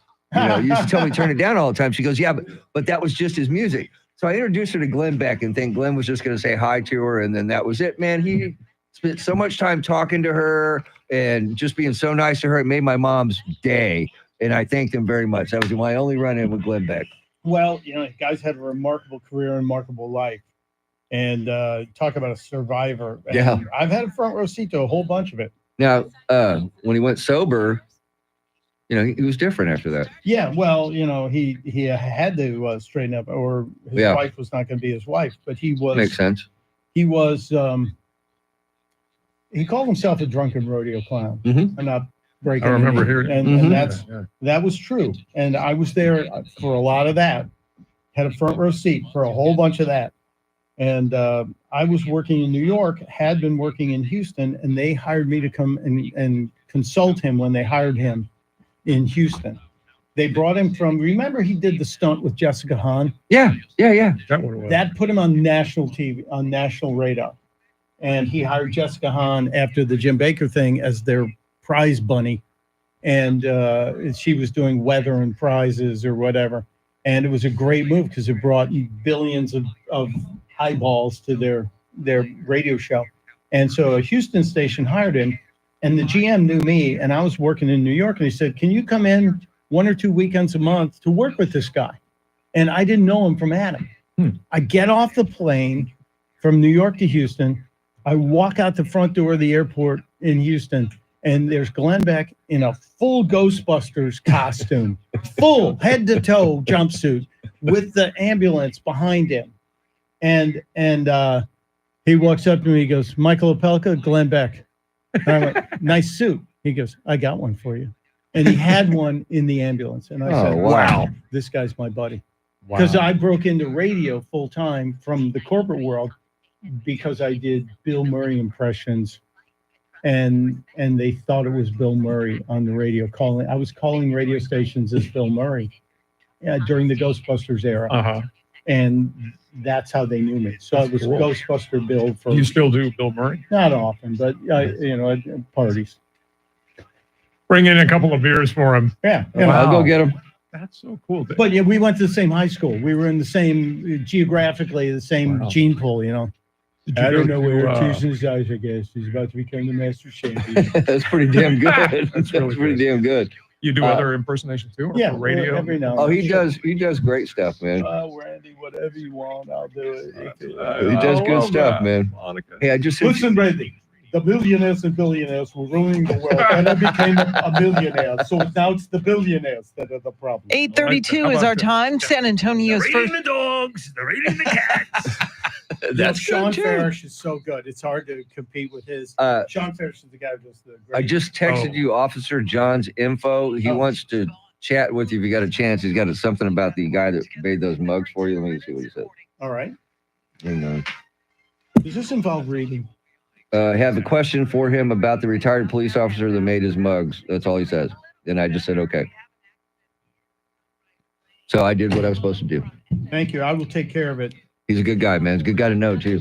Remember when the Sex Pistols came to New York, came to San Antonio? Randy's Rodeo. They played at Randy's Rodeo. Yes. My camera was there. Oh my goodness. It was horrible, wasn't it? Oh, it was crazy. The guy threw the beer and hit Sid in the head. Sid Vicious, yes. Sid clocked him with his bass. I was next to that guy. Unbelievable. Right next to that guy. That was awesome. Were you down at the Alamo when Ozzy was there at the Cenotaph? No, but I was. I did this. I went to the show. I was at the Alamo when Jerry Ford tried to bite through the corn. Was it him or Bush? No, it was Gerald Ford. Gerald Ford. Yeah. He's there with Lila Cockrell. It's the mayor, and she called him Senator Ford instead of President Ford. And then he tried to bite through a corn husk. Yeah. On a tomato. Wow. Yeah. Every Christmas we bring that up because tamales are Christmas around here. Sure. Yeah. Are you going to the Trinity game? There has to be a game tomorrow. If there's they canceled the game because of the sperm. We never got to that story. Is that why they named the Spurs No, they were the Spurs long before the Spurs. The San Antonio Spurs. I called when Ron Calgard was the president of Trinity. He had just taken over as president. I was two years away from my matriculation, and we were coming back to be alumni sperm at homecoming. And we had 63 people committed. And I was in charge of going to North Star Mall and buying 63 pairs of white pantyhose.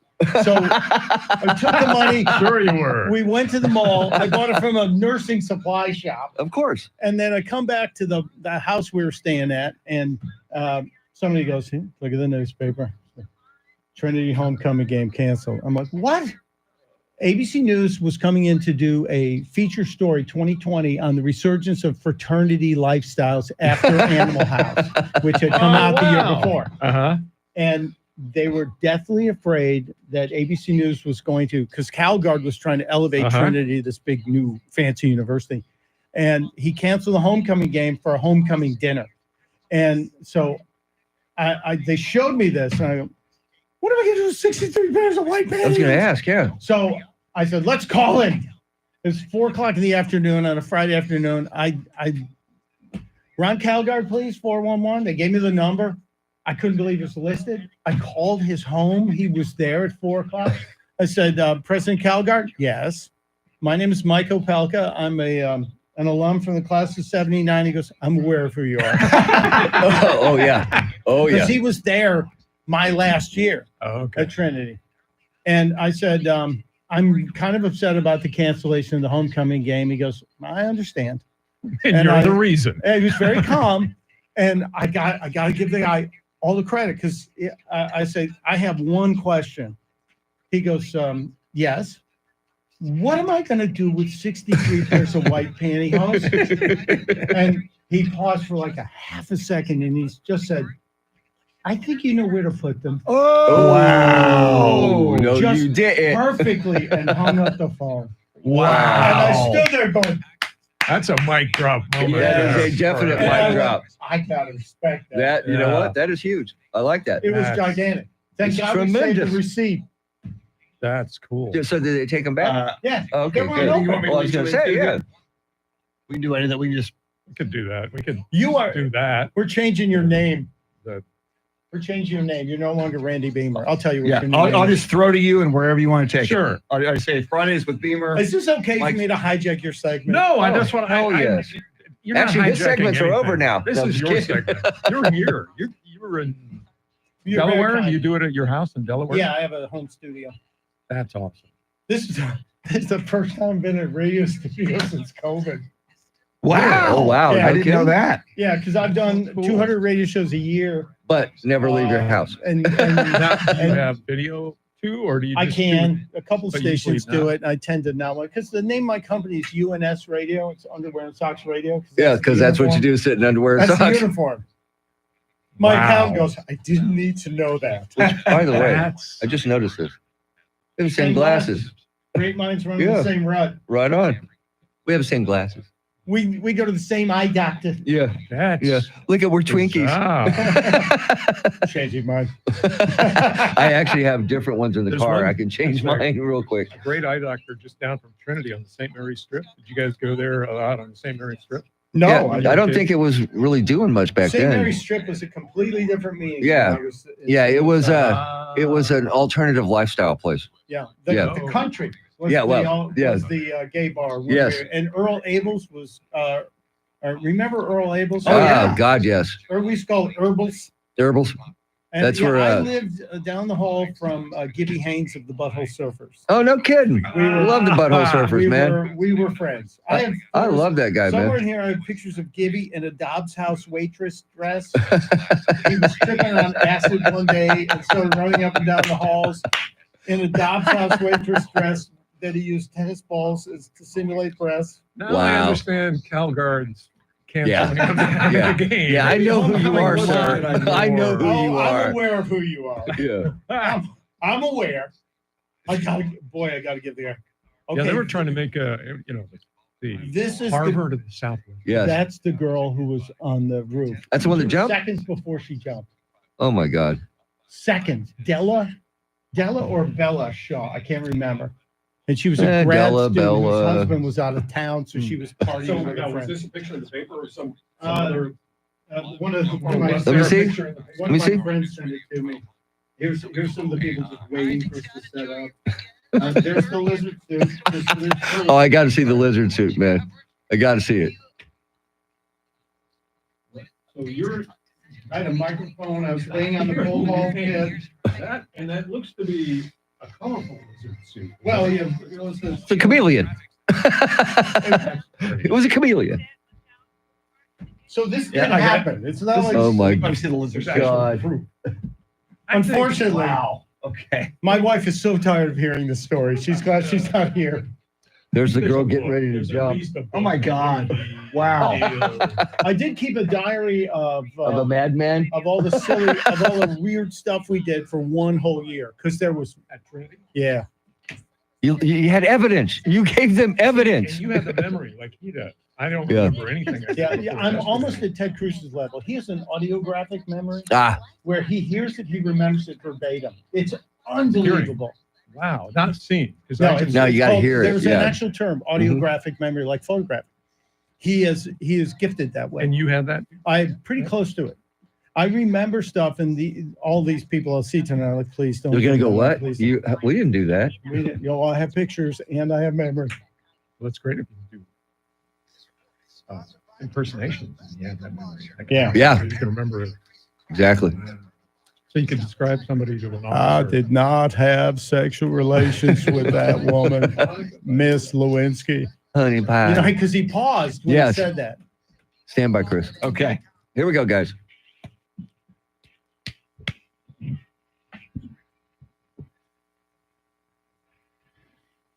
San Antonio's first news.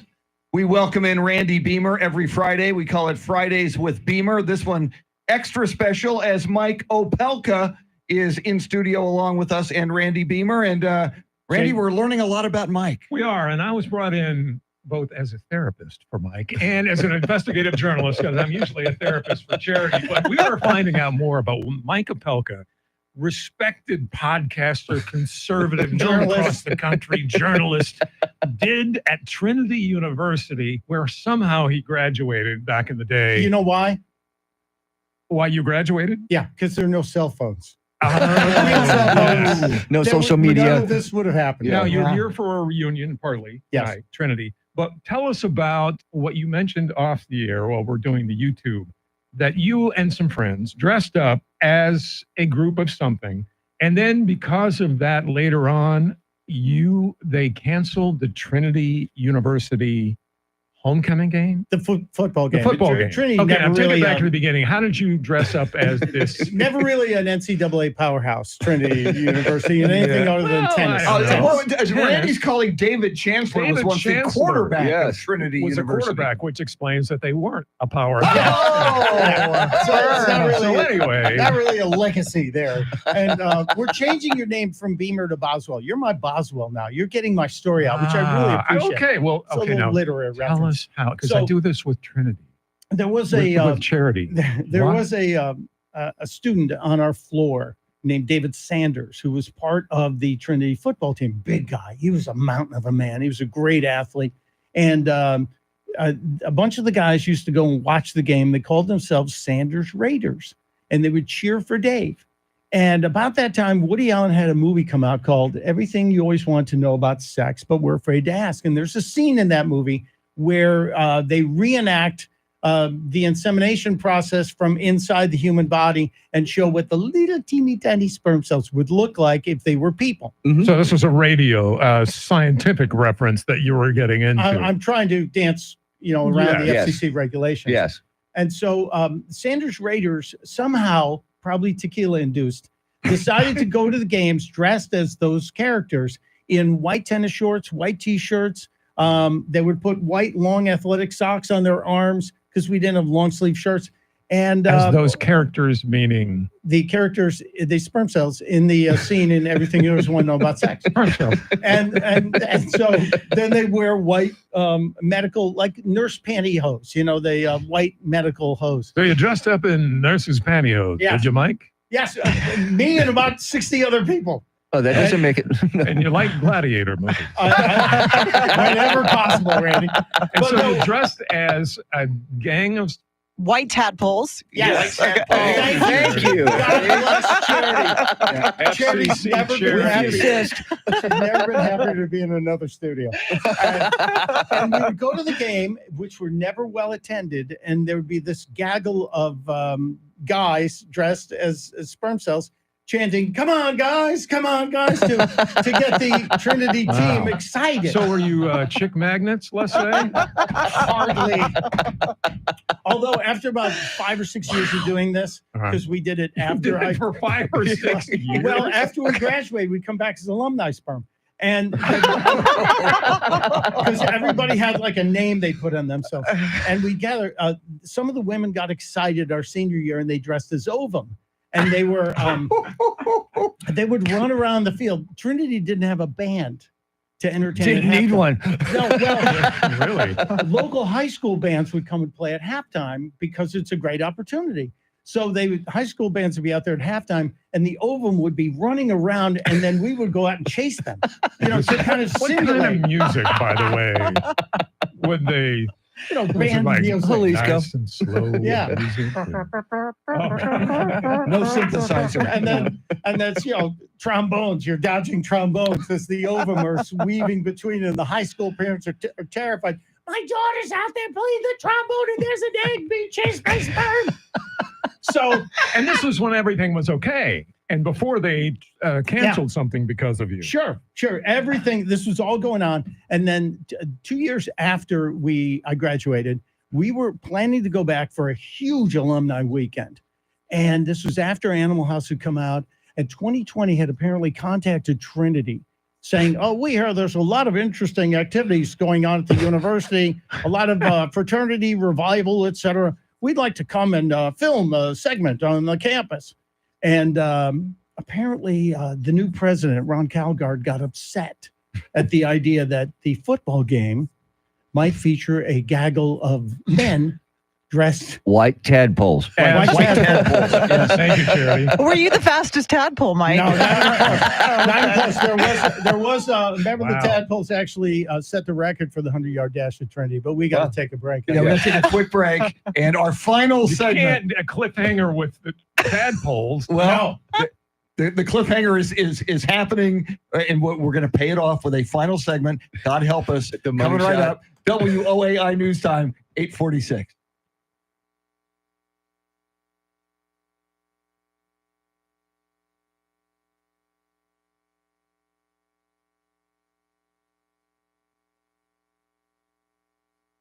Funny. Wow. And we're back. You're fun, Randy. Oh, well, Isn't he you though? are. You're just like, hey, this guy. That's why. Do you miss the going back? I mean, the morning zoo kind of thing.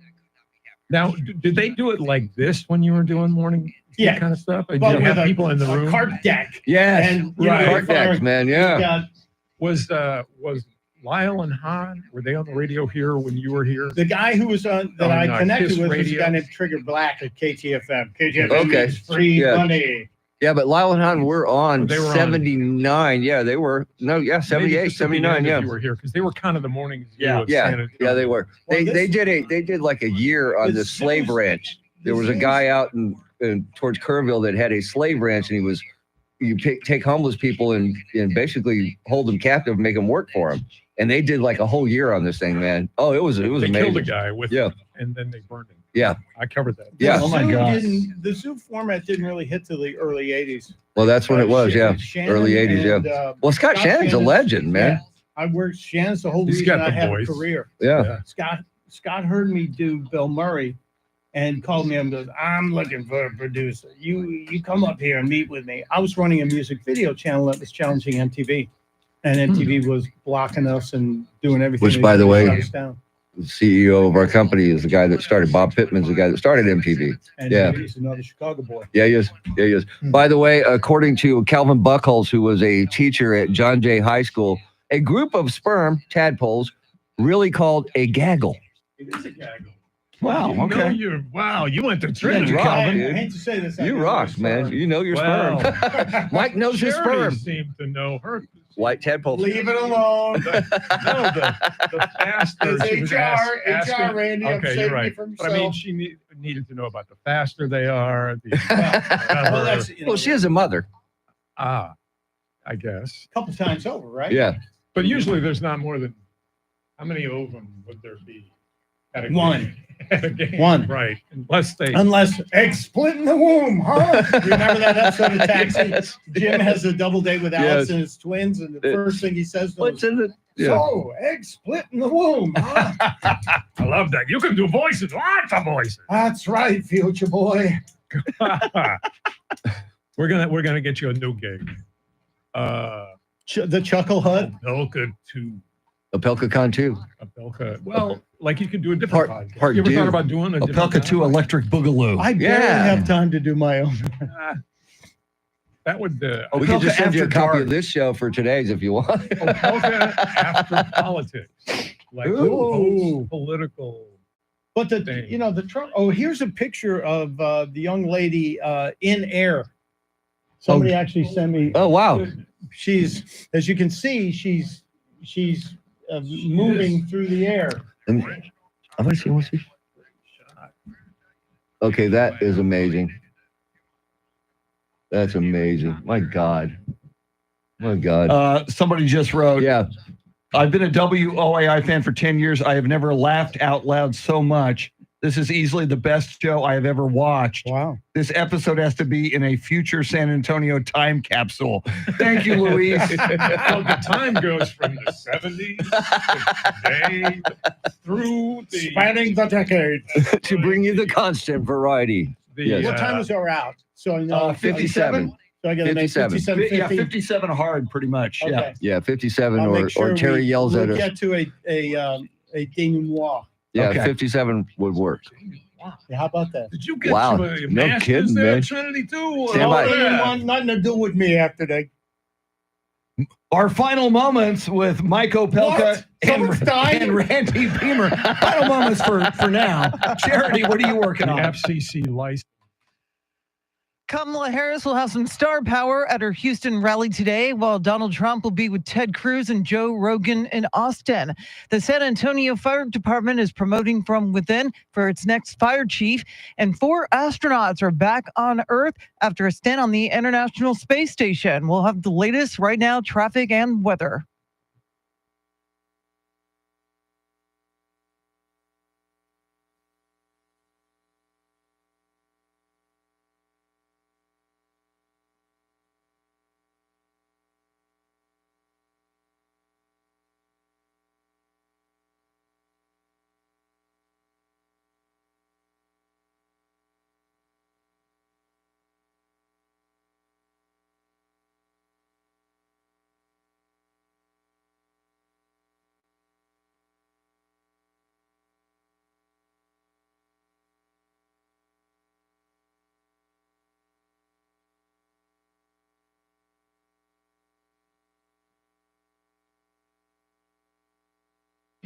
Partly cloudy, partly sunny today, tomorrow, and on Sunday. All 3 days, highs 90, 68 degrees here in Stone Oak. WOAI News Time 8:52. San Antonio's first news, Mike Opelka in studio. Randy Beamer, Fridays with Randy and Randy. Luis writes on YouTube, I've been a WOAI fan for over 10 years. I have never laughed out loud so much. This is easily the best show ever. This episode needs to be in a future San Antonio time capsule. Yeah, spanning from 77 to when the statute of limitations has finally ended. But this is all because of Mike Opelka. Mike, we have to get back to you. Yes. And your story of what Cherry calls Mike and the White Tadpoles. Okay, it's either 1980 or 81, round about the same time. I'm back in town for a post-grad appearance as one of the tadpoles. And I go out to North Star Mall to buy 63 pairs of white pantyhose for the 63. 63. Yeah, it was very specific. And everybody put their money in. I was selected to drive up. I bought this, walking into a nurse's supply store. Hi, I'd like 63 pair of white pantyhose. One size fits most, hopefully. Plus size, queen size, queen size. And so I come back to judge. No, let's not judge people. I come back to the house where we were all staying and pre-gaming, if you will. And one of the guys goes, uh-oh. I said, what? He's looking at the newspaper. Trinity cancels homecoming game over fears that ABC will film some of the shenanigans that were going on. So, it was that moment in Animal House. Over! Nothing is over. Warner's canceled. It was just like that. So I said, hold on a second. We got to deal with this. Let's call the president. He's got to be in the phone book. Dial 411. Ron Calgard, they give me his number. I dial it. He answers the phone. Dr. Calgard? Yes. My name is Mike Opelka. I know who you are. I'm like, oh, and this God. is after you were a student there for 2 years that you'd been gone. I graduated. I was vice president of students when I left. He knew about everything before then. And I said, Dr. Calgard, I understand you canceled the homecoming game. Yes, we're doing a homecoming dinner. It's going to be a lovely affair. I said, I'm sure it is. I just have one question for you, sir. Yes. What am I supposed to do with 63 pair of white pantyhose? And he paused for like a half a second. This is where I got eternal respect for this man. And he just said, I'm sure you know where to put them. Oh! And hung up the phone. Mic drop. Wow. And I just went, how do you not respect a guy? That's like Dean Wormer getting revenge. 0.0, Mr. Opelka. You're out. Wow. And so what did you do that weekend? Took the pantyhose back to North Star Mall. Oh, sure you did. Yeah, I did. And then I needed the money for beer. Yeah, it was homecoming. Priorities. Yeah. We didn't go to the banquet they had. So now tonight, there is a Trinity University group that you're going back with. Are you dressing in? Do you have your costume? Of, Tadpoles? I see you're wearing the white shirt. I hadn't even thought about that. That would be perfect. You need a ride to North Star Mall? No, the guy from North Star Mall actually was at Opelcon yesterday. That's right, he was, yes. And thanked me because as a former North Star Mall Santa Claus, he thanked me for talking about it. You have to write a book. Have you ever thought about writing a book? Yeah, but then I'd like to stay married. Use a pseudonym. Yeah, my wife's going to go, I've heard this story somewhere before. She reads 2 books a week. She'll eventually find the book. Wow. And this is the stuff you can say on the radio. That's right. There's a whole bunch of stuff. I've shown you some of the pictures. Yeah. Yeah, we did see the pictures. Yeah, I haven't really revealed all this yet on the podcast. Maybe that's your second podcast, as you've suggested. After Politics with Michael. I think it's called I Can Explain. Oh, that's brilliant. That's brilliant. And that's the name. I have pictures of me interviewing Al Sharpton. I can explain. I have pictures of me smoking cigars with Bill Cosby. I can explain. I don't know if you can explain I have pictures that. of me with Sinead O'Connor. I can explain. And he was invited to a P. Diddy birthday party. That's true. I have pictures with Diddy. I can explain. What kind of pictures do you have? They're just me in the studio. It's nothing like Gladiators, as you referenced. It wasn't a freak off. No. Okay, just check. All right. Well, Mike Opelka and Randy Beamer. Unbelievable, We guys. can't thank you enough. Thank you. What a Thank you, and I hope the officer that's coming from Mike treats him well. He has his own handcuffs. yes. The fur lined. Oh. On the fur-lined handcuff note, Charity McCurdy will have everything you need to know at the top of the hour. Mike will be at his Trinity reunion tonight. Randy Beamer will be at the Sting and Billy Joel concert, and we will see you Monday morning when there will only be 7 days and several hours until this election takes place. WOAI News Time, 8:57. Great job. Wow. All right, everybody, have a great weekend. We will see you Monday. Bye. Adios. You know,